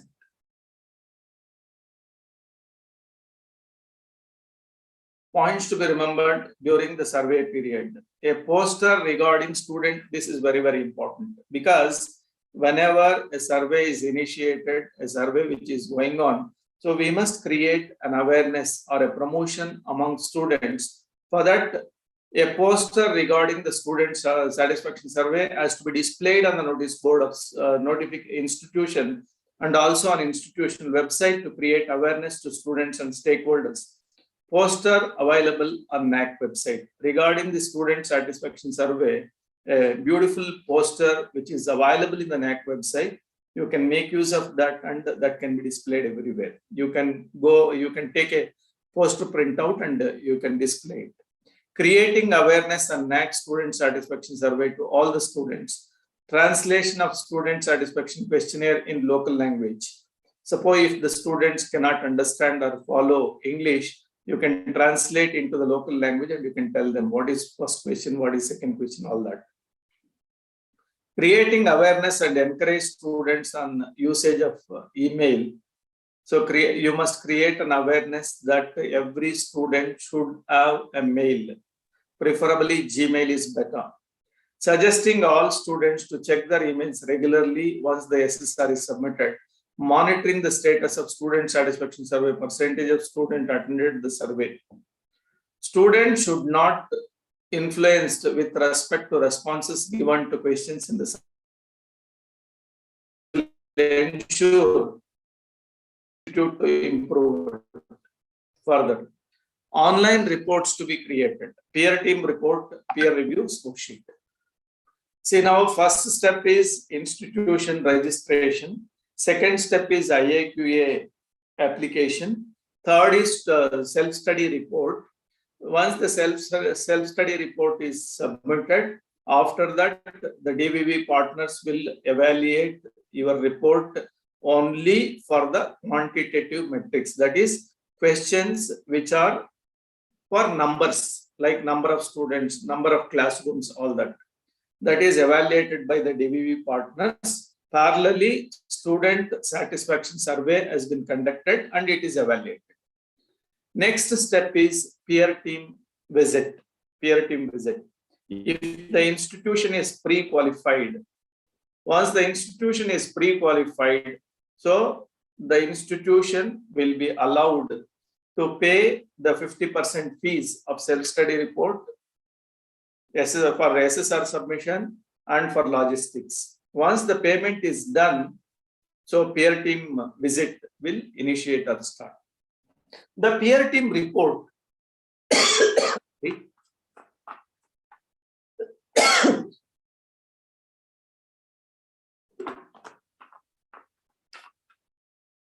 the peer team will be visited to the institution.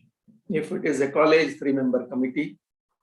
If it is a university, 5 or 7, depending upon the size of the university, the peer team visit will happen. During the peer team visit, the peer team members will submit 2 kinds of reports. One is peer team report. Peer team report. The second one is peer review score sheet. Peer review score sheet. That means for qualitative metrics, there will be questions. Quality of the institution, to measure the quality of the institution. For those questions, they will give the marks. They may give 0 or 1 or 2 or 3 or 4. There will be only 5 options. I'll show you how they're going to get it. This peer team report is a standard report which is available even in our NAAC website. It is available. that peer team report will be shared with the college. But peer review score sheet will not be reviewed to the college. It is a confidential document. Based on this, only your grade will be decided. This is for the qualitative metrics. The pre-qualification, as I have told, 25% of the quantitative metrics is earned. So the pre-qualification stage is completed. Madam, in another 5 minutes, I'll complete it, madam. Hello, am I audible? Sir, yes, you are audible, sir. You are audible. Please continue. Yeah, how much time I can continue? So you can complete. Yeah. No problem. Yeah. Maybe 5 minutes. Okay, it's okay, sir. Okay. Yeah. Peer team report and the score sheet. See, peer team, during the peer team visit, peer team members will be visiting the college. They are called NAAC assessors. NAAC assessors will be vice chancellor, professors, principals. They will be given the login credentials. It is again online only. I am proud to say that NAAC is the only institution which is doing 100% online assessment and accreditation process. Now here, the peer team members, when they visit the institution, they will log in through their login credentials. For their login credentials, your SSR will be available. Whatever SSR you have submitted, that is given to the assessors, that is peer team visit members. The peer team members will create a peer team report with general information about the institution, criteria-wise analysis, overall analysis of the institution. If they want to express something to the institution, they are called recommendations. They can provide the recommendations. Then metric-wise score sheet. Then submit PTR and metric-wise score sheet. They are preparing 2 reports. One is peer team report. The other one is score sheet. The peer team report will be shared with the principal because principal also has to sign in that. But score sheet will not be revealed to anybody. Through online only they will submit. See, during the visit, they will be getting the questions like this. The institution ensures, that is qualitative metrics, 1.1.1. This is just an example I've taken. The institution ensures effective curriculum delivery through a well-planned and documented process. HA, SSR, they can see SSR here. SSR, even they can see SSR and physically they have seen. Based on that, they will decide the score. So if they select this down arrow key, they can select 0 or 1 or 2 or 3 or 4, depending upon the documents and the process system in place in the institution. Based on that, they are providing the score for every metric. Similarly, 1.3.1, institution integrates cross-cutting issues relevant to professional ethics, gender, human values, environment and sustainability into the curriculum like this. See, if you see the manual, you can identify which are the qualitative metrics and which are the quantitative metrics. For qualitative metrics, QLN will be there. QL means qualitative. QN is quantitative. QN. Once after creating the report and the score sheet, the peer team members will submit it. That is, submit peer team report and score sheet. Both they will be submitting it through online. So after this process, the institution can verify IAQA report, self-study report, opted out metrics, DVV, part 1 peer team report, part 2, all that peer team score report, all that. Impact of accreditation encourages quality improvement initiatives by institutions, improves student enrollment both in terms of quality as well as quantity. You can attract good students, both in terms of number as well as quality. Helps the institution in securing necessary funds. Enhances employability of graduates. Facilitates transnational recognition of degrees and mobility of graduates and professionals. Motivates faculty to participate actively in academic and related institutional departmental activities. Helps create sound and challenging academic environment in the institution and contributes to social and economic development of the country by producing high quality technical manpower. So this is our help desk. For any technical issues, you can contact the numbers, your NAAC helpdesk@gmail.com. I am very proud to say that our Honorable Director, Dr. S.C. Sharma, Professor S.C. Sharma, sir, is highly dynamic.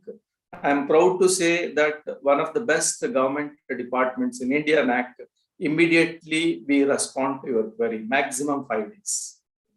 Within 5 days, whatever query you raise, all the queries will be answered within 5 days. So this is naakhelpdesk@gmail.com is the mail ID. These are the phone numbers. For any queries, you can contact us at any time. Yeah. Thank you very much for giving me an opportunity to spend your valuable time and to share my knowledge. Thank you so much, all the organizers, for having me provided this opportunity. I hope my session was useful to you all. Yes, sir. Yes, indeed. It was very, very useful and highly informative session. And we are thankful for your cooperation and for the lecture which you delivered. It was a really interesting one. Manjushri Sardeshpande, ma'am? Yes. Yes, we'll have Ghane ma'am's lecture now. Okay, fine.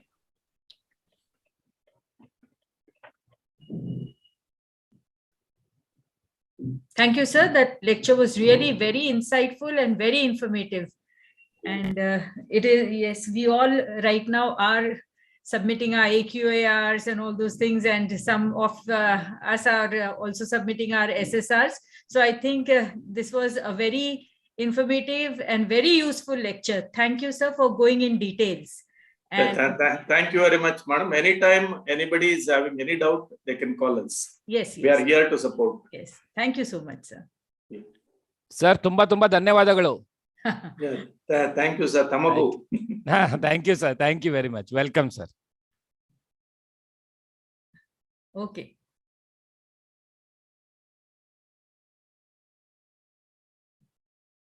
Ma'am, shall we start with Ghane ma'am's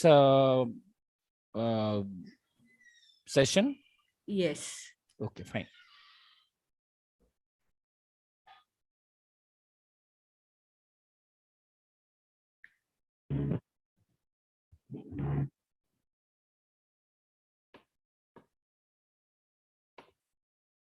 Just let me know whether this is audible.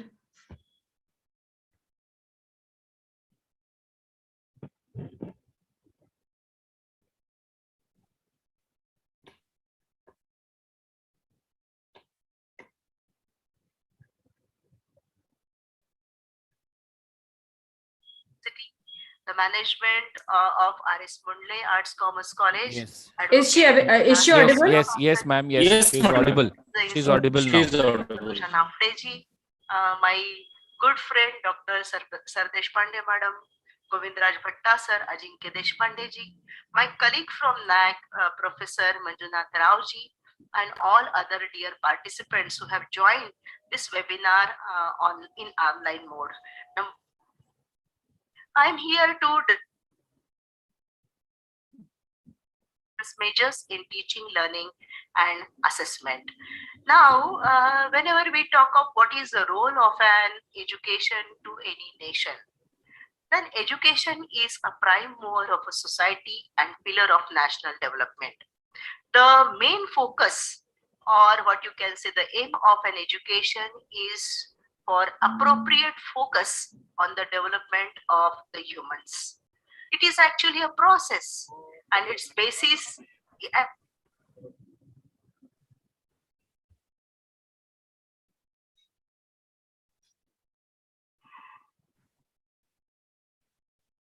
of higher education that should make the nation progressive, advanced in personal, professional, and global sphere.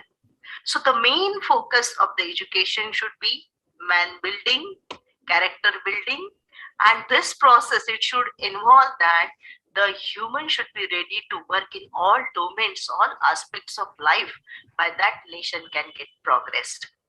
Now, as you are aware of, National Assessment and Accreditation Council, it is working with a very, very broad vision. It works to make quality the defining element of higher education in India through combination of self and external quality evaluation, promotion, and sustenance initiatives. Friends, this broad vision, when we understand, then we can, definitely know our own role in this particular quality journey. NAAC expects that along with the NAAC, the institution should participate in self-evaluation process. So also institution should get ready for whatever are the quality initiatives taken by the institution to promote it and sustain it at the institution level. So with this beautiful vision, we are working for more than 2 decades. Naturally, whenever there is a vision, we have to step forward to reach to that particular vision. ध्येय तक पहुंचने के लिए हमें कुछ प्रयास करना पड़ता है, और वो प्रयास क्या है, तो it is been reflected in the mission statements of NAAC. We arrange for the periodic assessment and accreditation of the institution of higher education, all units thereof, or a specific academic programs or the projects, and to stimulate the academic environment for the promotion of quality of teaching and learning and research in higher education institution.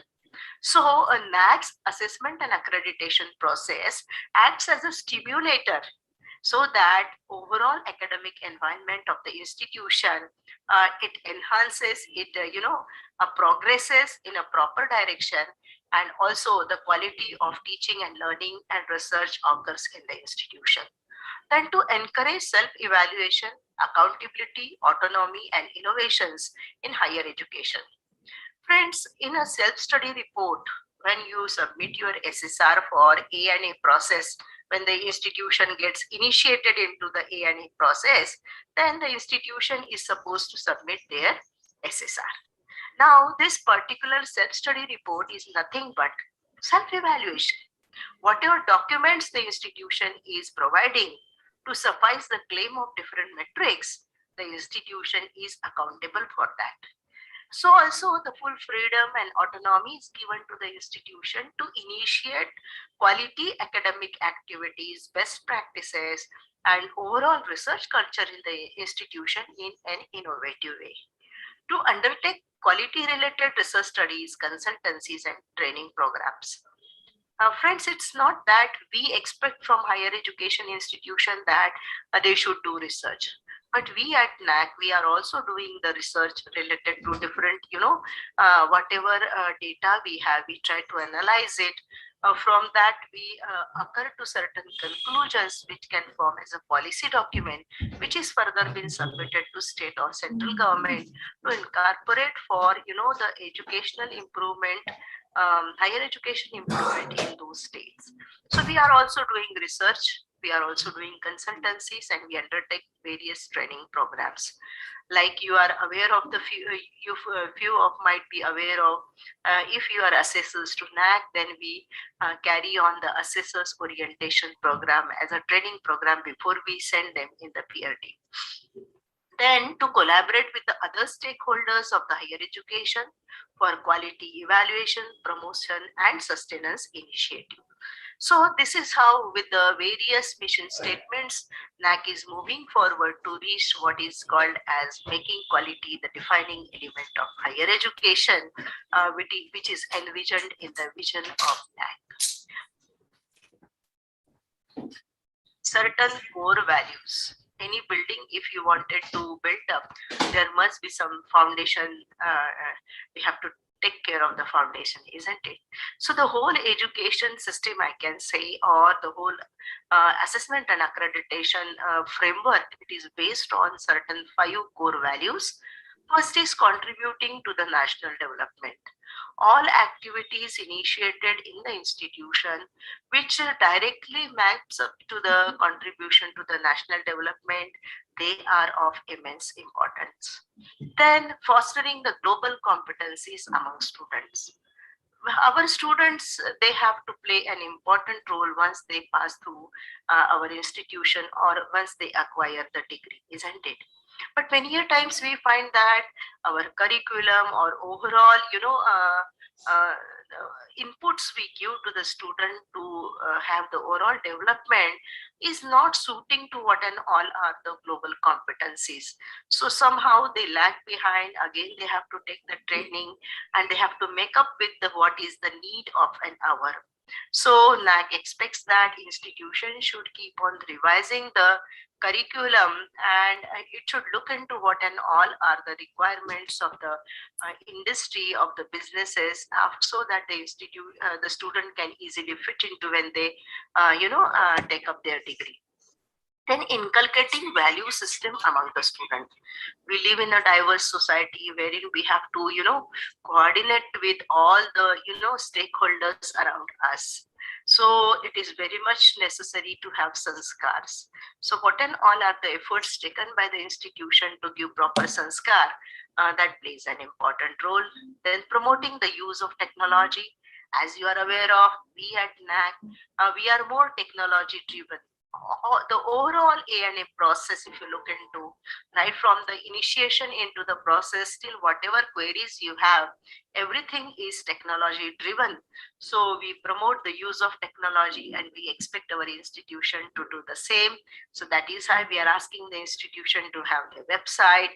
We wish that they should keep on updating their website. They should post all the achievement done by the institution on the website. Then quest for excellence. Who am I today? I need to, progress ahead. I need to have certain achievement. If I am an institution, I should acquire for good grades, or I should be the institution with potential for excellence. So my progress should be reflected into all the activities taken up by the institution. So these are the 5 core values.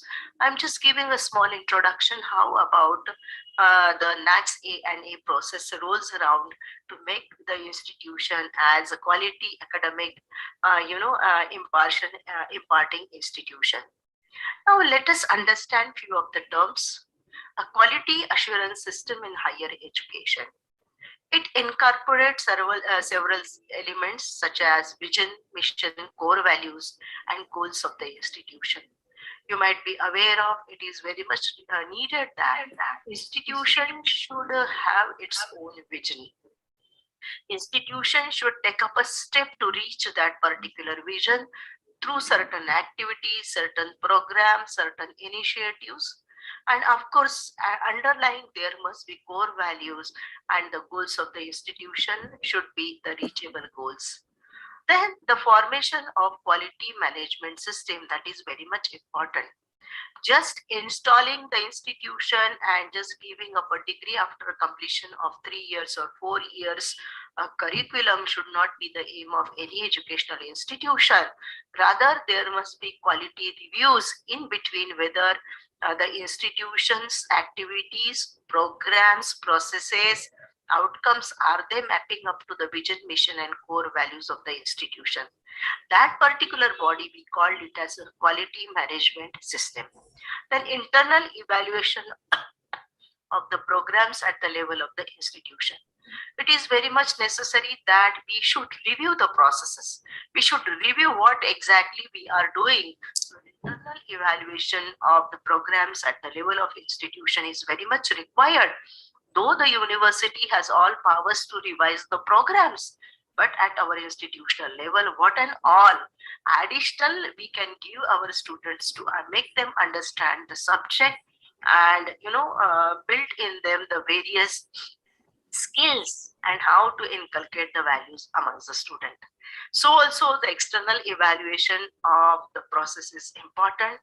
So overall, the internal and external evaluation leads to what you can say the quality assurance system of higher education. Now, quality assurance in higher education in India, it has been done by the independent agencies like NAAC. Internal quality assurance refers to policies and practices academic institutions themselves monitor, and the importance of the quality to improve the quality of their education provision. The external quality assurance refers to the institutional policies, practices, whereby the quality of the higher education of the institution and programs are assured. So external quality assurance will be done by the, the agencies like NAAC, but at the internal quality assurance level, the institution has to frame a body who will look into how the institution is progressing. The impact of quality assurance on educational institution will definitely help. The framework is required for that. NAAC has prepared that framework. Institution for an university evaluation can prepare their own framework. They can set their own standards. They can have their parameters for skill development, program enhancement, institutional network, what and all are the collaborative learning activities initiated by the institution.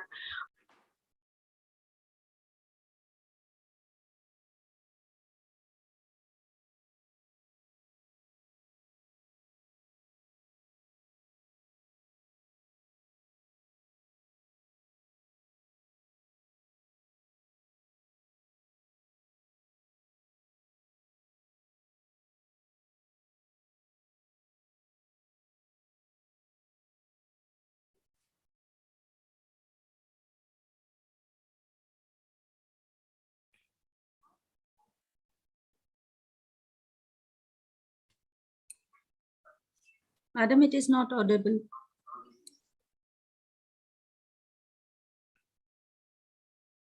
Sir Deshpande, madam.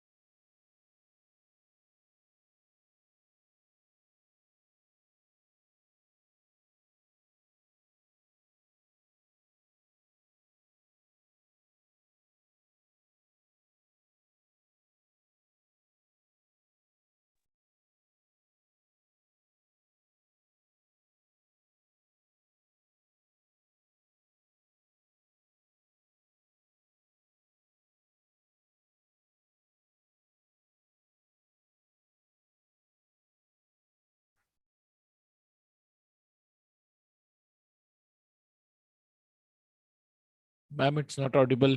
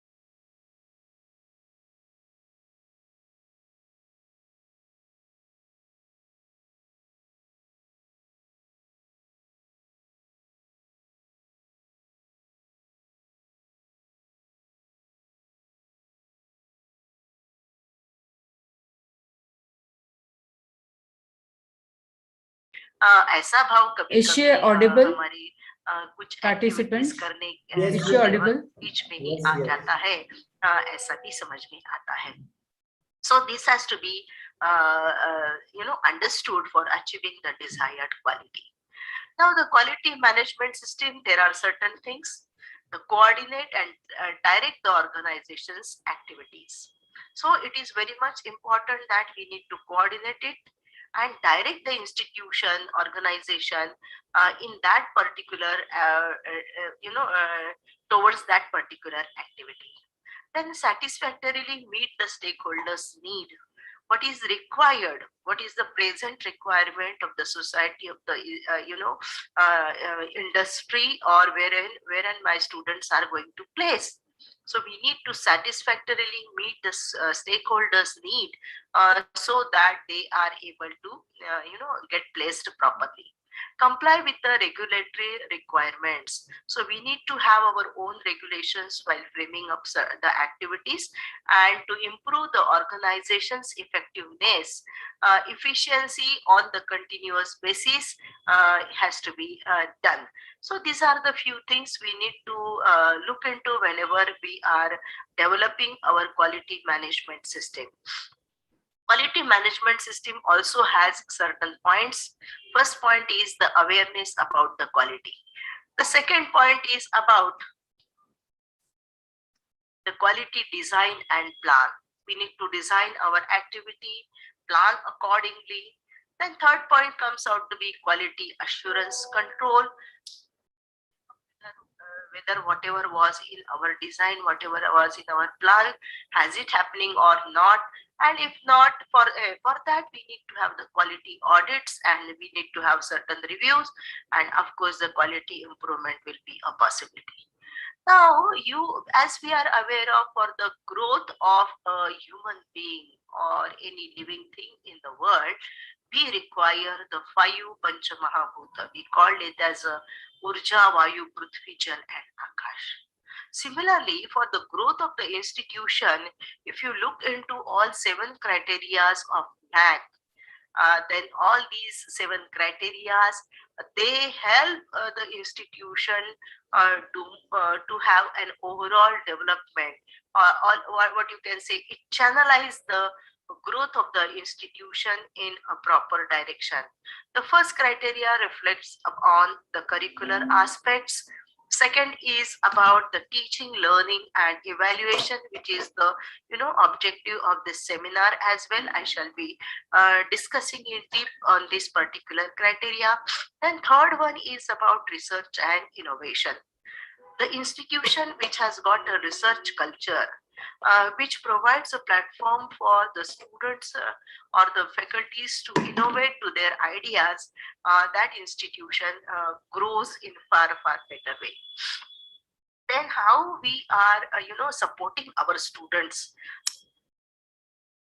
support and progression, whether we are able to give them certain scholarship, we have a record whether the student are aspiring for the higher degrees or like that.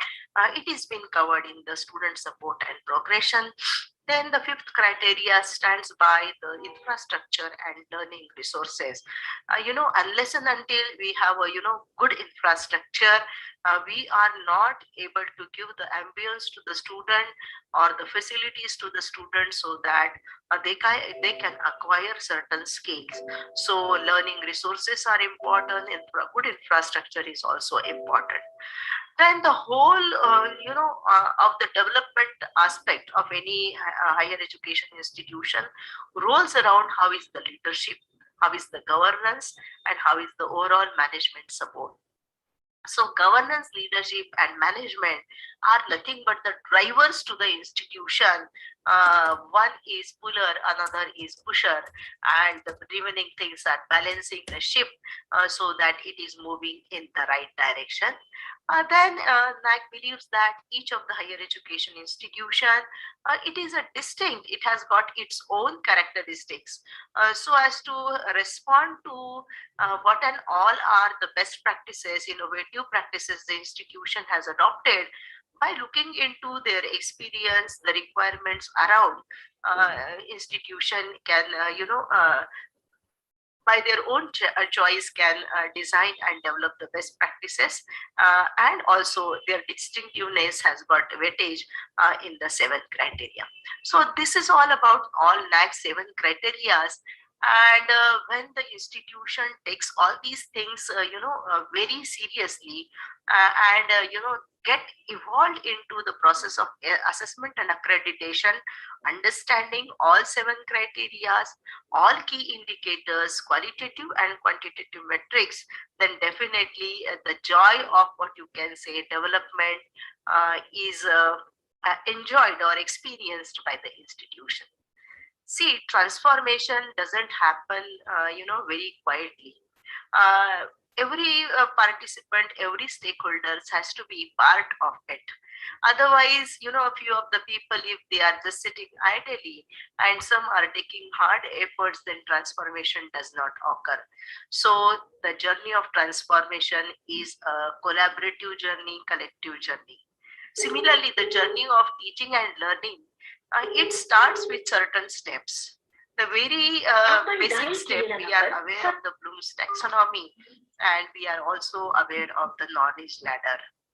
So the second criteria, which is reflecting on teaching, learning, and evaluation process, it starts with the journey of knowledge. The first thing we wish that our students should remember certain, what you can say, the principles, recognizing and recalling the facts. So they should understand what and all are the facts at the base. They should remember those facts. Understanding what the facts means. What exactly is a fact about that understanding has to be important. Otherwise, what happens though? We tell them certain principles. But without understanding the facts behind those principles, if we ask our student to just remember the things and just memorize the things and produce it when the exams are there, then that particular information becomes information only, but it is not transformed into the knowledge. So understanding of the facts is also important. For an example, I being the science student, I give a very small example that if any stone is thrown in the upward direction, then it has to come to the ground, or it will touch the ground of its own without supplying of any energy. Now we call it as a law of gravitation, or a gravitational force or gravitational pull.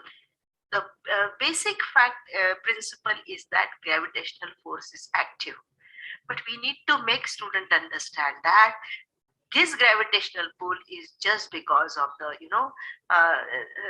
the force which is pulling the body to the ground. So we need to make the students understand why this force is operating, what is its direction, and why any body thrown upward comes in the downward direction just because Earth is a big magnet, isn't it? So we need to make the students understand the basic principles, and once they understand that thing, then they will be able to apply the facts, the rules and concepts and ideas to the, what you can say, wide plethora of experiences. So once the facts are understood properly, the application part becomes easy. Now, any information into small components means the analyzing the things. Why at a certain height, the body which is thrown up will come down. But after certain great heights, it will be difficult for a body to bring it back. That means the gravitational force of the Earth, it will have certain range. If you are within the range, then only the body will come down. Otherwise, if it is out of the range, that means gravitational pull is not acting on that body. This analysis can be done. Judging the value of information or the ideas is nothing but the evaluation process. So we need to keep on evaluating how we have applied the basic knowledge, then analyzing the thing, evaluating the thing, and then combining the parts to make the new whole, that we called it as an innovation.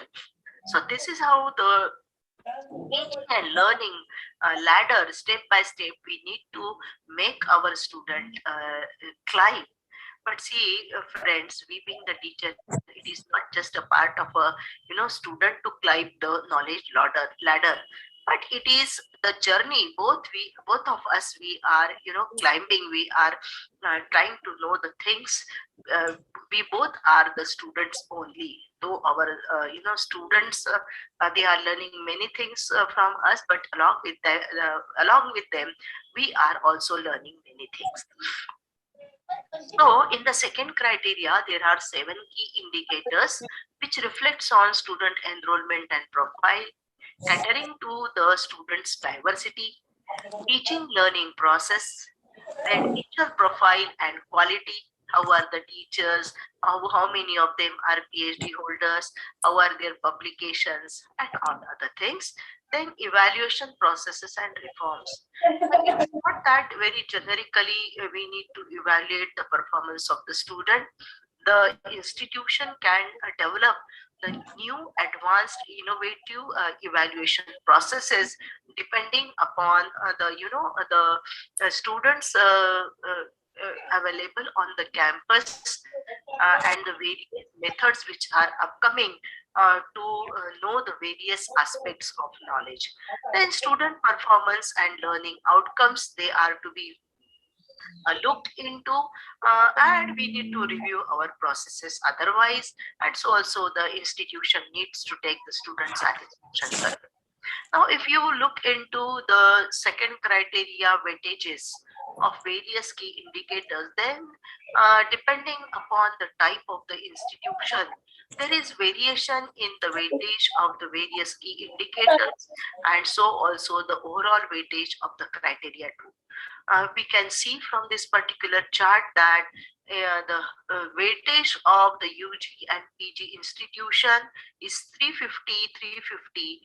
In this particular criteria, it is heavy weighted criteria, because usually UG and PG institutions are meant for teaching intensive institution. So that is how the weightage is being given the maximum. So also if you look into the marking schemes or the weightages, then the teacher profile and quality and also the student satisfaction and learning outcomes, these 3 key indicators, they are being given the maximum weightage because it will all reflect upon how is the teaching process of the institution, whether the students are happy with the process which has been taken up by the institution, and whether the qualified teachers are appointed by the institution or not. So teaching, learning and evaluation is a quality of higher education is highly dependent upon the quality of a curricular transaction. जितना अच्छा curricular transaction होगा, अच्छी तरह से students को समझाया जाएगा, effectively समझाया जाएगा, उतना विद्यार्थियों को समझने के लिए आसानी होगी. Then learner centered education is a key to effective learning system.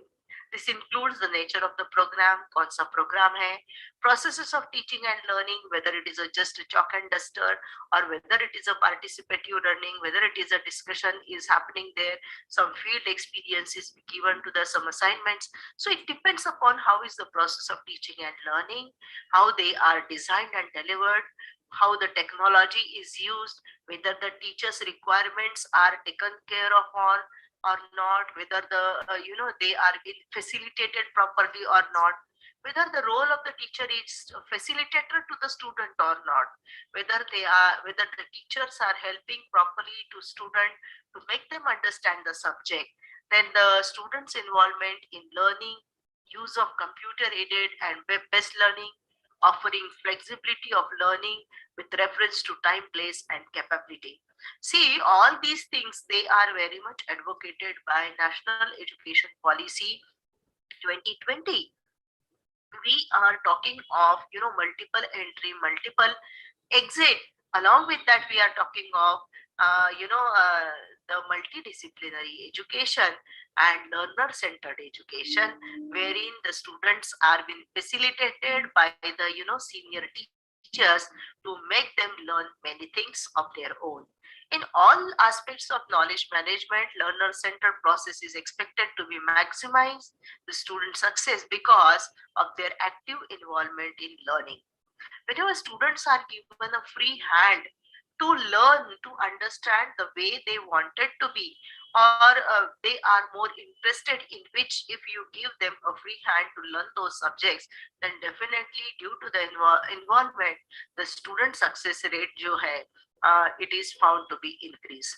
Then use of appropriate technology and teacher quality, then teacher student ratio, all these indicators, they are important. We are finding that across India, there are many institutions in which the vacancy positions are there for the teachers. So we need to give an attention to these particular aspects, because teacher student ratio has to be maintained. Then interactive instructional techniques that engage students in higher order thinking and investigation through the use of interviews, focus group discussion, and others. See, whenever there is interaction amongst the students group or amongst the teachers and students, definitely the perception of the student, it gets increased. New ideas come forward, because we believe that vade vade jayate tattva bodha. Whenever there is a discussion, the understanding, better understanding take place. So many a times we tell that any institution running some sort of program, so we feel that we should also carry on such type of programs. But we tell that don't run with ignorance. Rather sense, look, fear, feel free, understand, and be knowledgeable. We are aware of this Panchatantra Katha, in which a particular small rabbit, who is a very fearful animal, he was sleeping under a tree and one leaf falls on him. As he was dreaming, he felt like that a small piece of cloud has fallen from the sky, and now the whole jungle will be destroyed. So with a fear, he started calling each of the animal, come on, run out of jungle. Now this jungle is going to get destroyed. Nobody on his call asked for him what has exactly happened. So with him, all started running. And after that, one lion came and just he catch hold of one of the animal. Why are you running and why are you shouting? Why are you taking the jungle on head? What has happened? That time he says, I don't know why we are running. They are running, so I am running. So finally, they came to know that this rabbit has feared the jungle.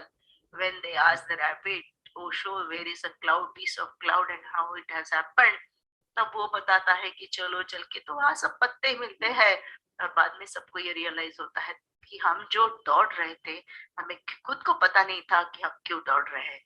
ऐसा ही educational institution के साथ भी होता है.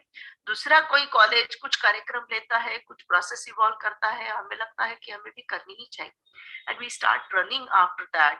Rather, I should request that each institution is unique, each institution is distinctive, each institution has got the various different type of stakeholders looking into their needs, their backgrounds, their requirements. The institution should frame the policies as well as design the processes so that they will be more successful, rather than just running after in a race without knowing why we are running.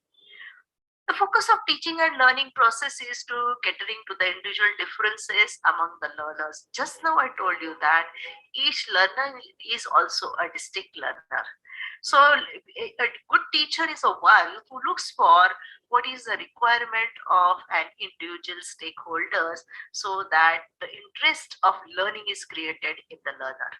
Then facilitating the effective operation of teaching and learning. There are various methods which are being implemented in our whole education system since ancient times. So how we facilitate our teaching learning process to make it more effective? Let us make our teaching learning process a very relevant process and a current process. ये तो 20 साल 25 साल पुराने हमारे notes बने रहते हैं, वही इससे पिटे हमारे एग्जाम्पल्स होते हैं. ऐसा न करते हुए आज के जमाने की नीड क्या है, how I will make my student understand what is happening in the knowledge world, that will facilitate the student to the higher order of learning. A well-conceived plan for monitoring the student progress continuously. We need to continuously monitor how the students are performing, whether they need some help, there is some, or you require, or you need to require you need to reorientate or restructure your plans of effective delivery of teaching and making the learning more effective. Then evaluation procedures should be rigorous and they should be fair processes. Effective mechanism to recruit qualified and adequate faculty is of paramount need. Otherwise temporary चलते रहता है काम, retire भी हो जाते हैं, तब भी टीचर्स टेम्पररी चलते रहते हैं. So to make the teachers involved in the whole process, it's better to have the qualified as well as a permanent faculty in the institution. Then providing opportunity for continued academic progress and professional development of faculty as well. See, our faculties are the face of the institution. If they are well equipped, if they are well updated, definitely that will have a good impact on the students' understanding and students' learning. So each soul is unique and divine. The purpose of education is just a manifestation of divinity within. That is what Swami Vivekananda ji said. So to use this and meet the expectations to the students, what is required is we need to have the good infrastructure, advanced infrastructure we should have. So also teachers should be very innovative, the way in which they can deliver their content and make it more, what you can say, more effective as well as, akarshak, so that students can easily understand various points, say through the PowerPoint presentation, to the videos, some of the, even the stories you can have. So overall, forming the groups for collaboration learning, exploring for the co-development of mathematical and technical knowledges. So all these methods we can incorporate in our curriculum to make it more effective, more vibrant, so that each one is feeling like, yes, I like learning, I'm interested in learning the new things. Now up till now what has happened is just this particular textbook, it is referred by the university, doing that much of syllabus. The questions are also fixed. Depending upon that, student used to memorize the things and just produce it at the time of examination, and that's all. But when the placement team used to come, that time they could not meet to the expectations of, what you can say, the employers, and that is why they we many a times heard that they are graduates but they are not employable graduates. So there are various methods, cafeteria learning to build entrepreneurial skills. We find that our students like to have the jobs only. We never think of preparing them for the businesses. So we need to develop in them the entrepreneurial skills also. So how the students can be geared up to adopt to what activities they are going to engage in order to obtain the knowledge. So this cafeteria learning process, it has been coming up wherein the students are sitting as per their diet, liking in a groups wherein they discuss with the new business ideas, and they try to get into what you can say as new startups. Then in teaching learning process, we consider the following. Experiential learning is important. Blended type of learning is also nowadays a demand. Then use of educational technology, problem solving approach, use of library resources effectively, because now the library is in your Android phone. So whatever book you wanted, that facility has to be given to our student, so that they use wide range of techniques, materials, and experiences. So this is how making our teaching learning process just a bookish. From bookish, you can make it to be more of experiential learning, so that all the five sense organs they are involved in the learning process, and finally that learning, that information by application, analysis, and analysis and improvising it in the new ideas becomes wisdom. So the experiential learning theory defines learning as a process whereby the knowledge is created through the transformation of experience. Knowledge results from combination of grasping and transforming the experience. So that is why let us make our student coming from classroom to the labs to the land. And possibilities of experiential learning, there are many spaces we need to create in our institution wherein the student gets certain experiences. Then respect for learners and their experiences. We should listen to the student what they wanted to say. They may have a great ideas. Let us give platform to those ideas also. Being learning with the learners, experience of the is a experience of a subject matter. Then creating and maintaining a friendly space for learning, making space for conservation learning. So all these are the possibilities of the learning experiences.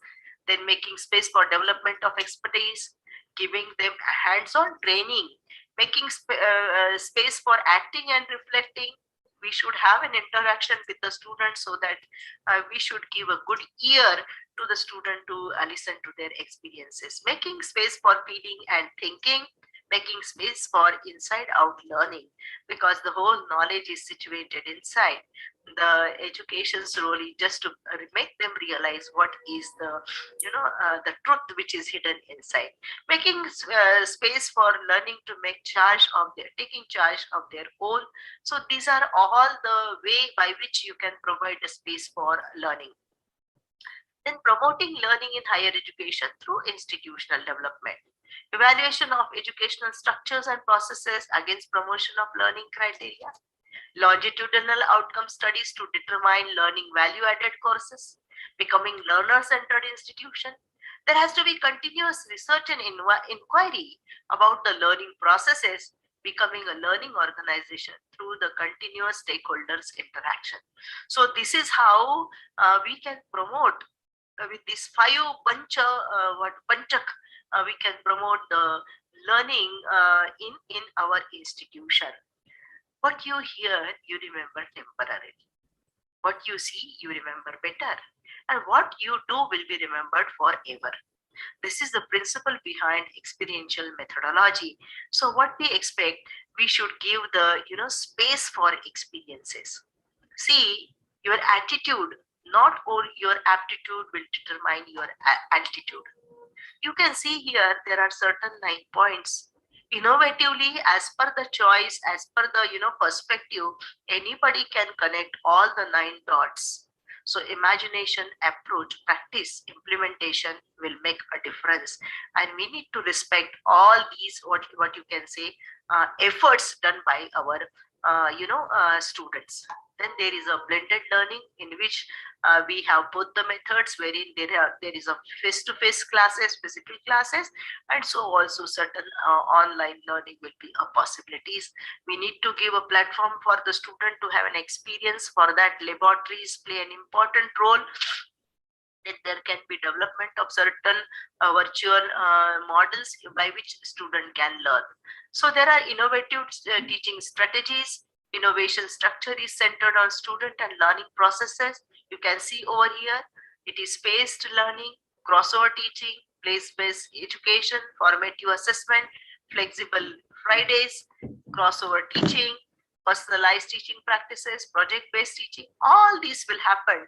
Finally, our aim should be टीचर-centered classroom से हमें student-centered classroom को ज़्यादा महत्व देना पड़ेगा ताकि students enjoy what you can say the learning.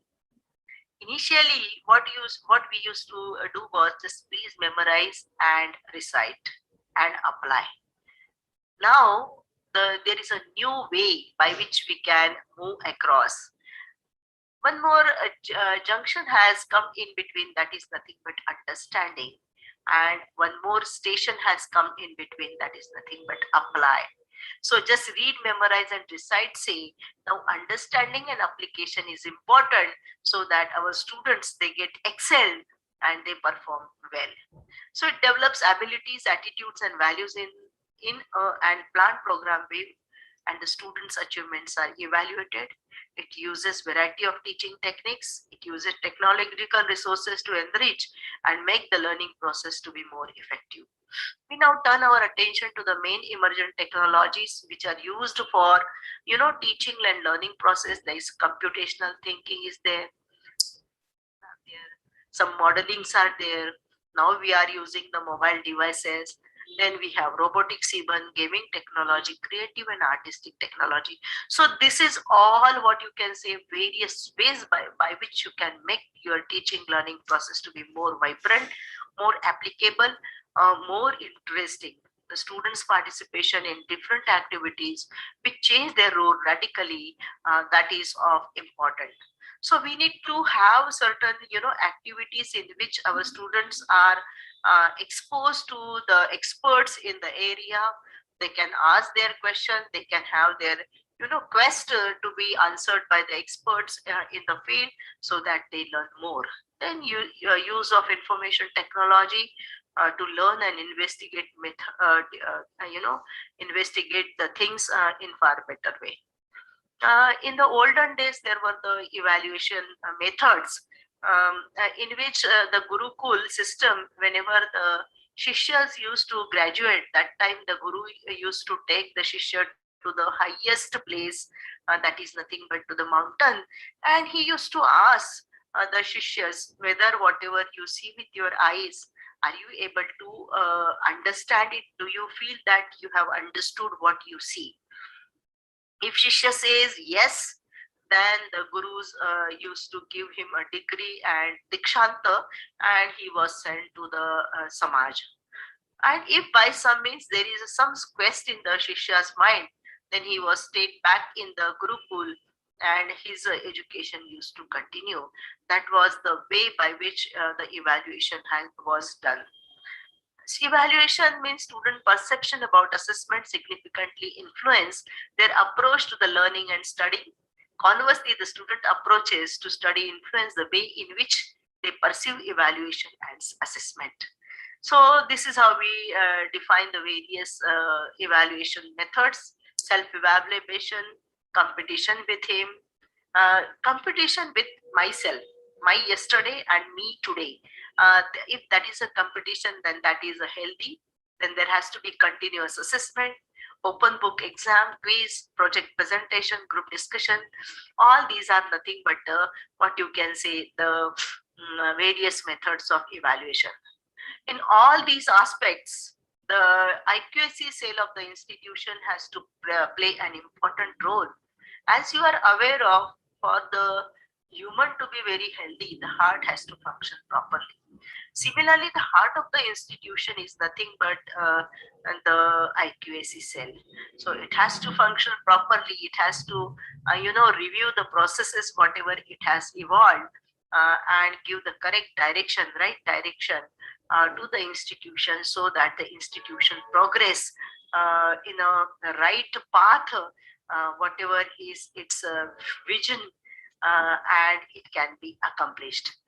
So NAAC expect that whenever the institution finishes up the first cycle of assessment and accreditation, then as a post accreditation quality sustenance measure, the institution has to have their IQAC cell, and so that a part of institution system and work towards the realization of goals and quality enhancement sustenance initiative.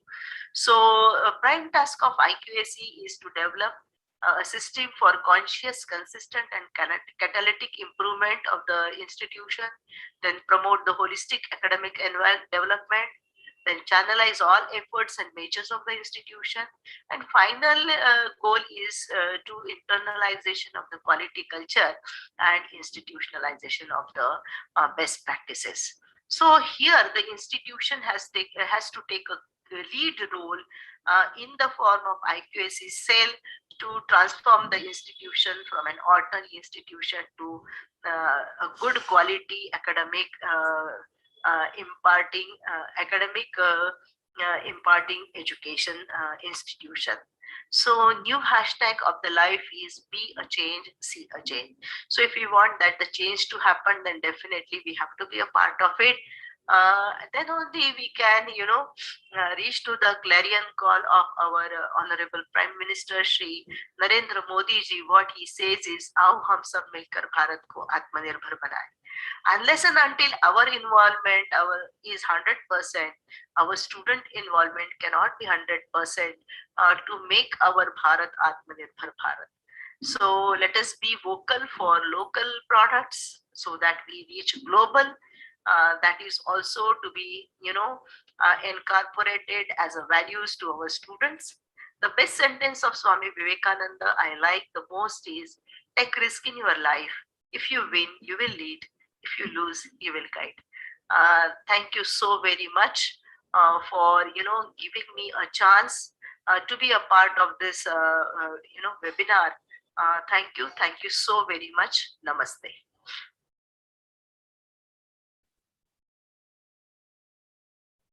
Bhatta sir? Yes, it was a wonderful keynote address by Dr. Leena Gahane ma'am, an elaborate one covering all the aspects. It was really interesting and really an eye-opener for all the teaching fraternity. Now I request my colleague, Mr. Ajinkya Deshpande, who is also the Students Quality Assurance Cell Coordinator, to kindly propose the vote of thanks. Ajinkya sir, it's over to you now. Thank you, sir. A very good afternoon to all. It is a matter of pride and privilege for me to propose a vote of thanks to honorable dignitaries and acknowledge the efforts of all the people behind this seminar, especially inaugural function, keynote address, and first session. First of all, we have been very fortunate to have Honorable Vice Chancellor of Rashtrasan Tukaroji Maharaj Nagpur University, Dr. Subhash Chaudhary sir, as the chief guest of today's inaugural function. I am very grateful that sir accepted our invitation and graced the occasion. Sir rightly stressed that tailor-made, outcome-based, activity-based education system is the need of the hour. Similarly, I want to express my deep sense of gratitude to respected President of Dharampet Education Society and the President of today's inaugural function, Ulhas Aurangabadkar sir. Sir, as always, guided the gathering with very precious words of wisdom.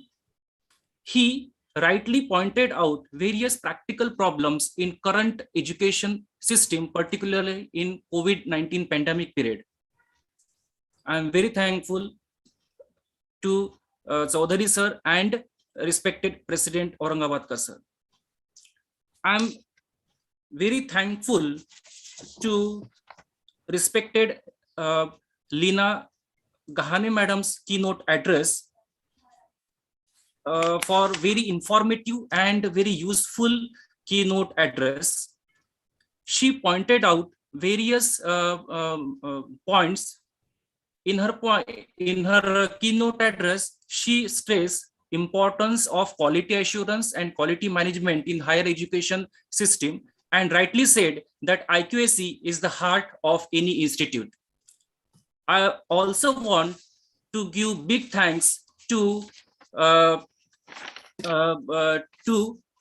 respected Dr. L. Manjunath Rao sir for all the details regarding criteria, SSR, DVV process, qualitative and quantitative matrix, and all other formalities in a very detailed manner. Thank you, sir.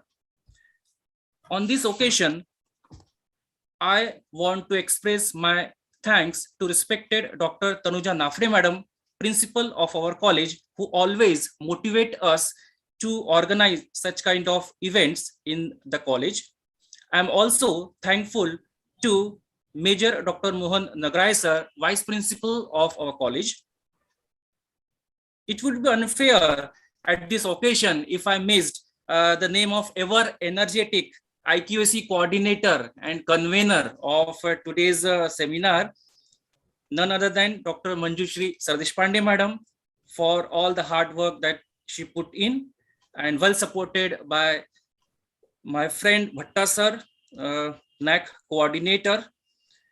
And once again, thank you Manjushri madam and Bhatta sir for all the hard work that you put in. I'm also thankful to all the esteemed guests, academician, teaching staff, research scholars, and all those team members who contributed directly and indirectly, particularly for this inaugural session, keynote address, and the first session that we see today. Thank you. Thank you all. Over to Bhatta sir. Thank you, Ajinkya Deshpande sir. Thank you very much for the formal vote of thanks. Manjushri ma'am, Yes. shall we continue or shall No, we? actually it is 1:30 and the first session is over. And I Okay. would like to request all the participants to join sharp at 2 p.m. We The have post-lunch session. Post-lunch session. Yes, we have equally important sessions which would be conducted by Dr. Badrunisa ma'am and Piyush Pahade sir. Both the sessions are very important. Right now, from Leena Gahane ma'am's lecture, we could understand that how much planning goes into the teaching, learning, and assessment. Every day you need to plan and work accordingly. What are the things? How are we? How should we proceed? It was an eye opener for all of us. There are so many ways and measures, but it requires a lot of planning, and it's a Herculean task. I think we've gathered a lot of insights. We have food for thought, and the same we will continue in the next session. So let's meet at 2 p.m. Till Okay. then, happy lunching. Thank you. I request all the participants to kindly join at 2 p.m. sharp in the post-lunch session.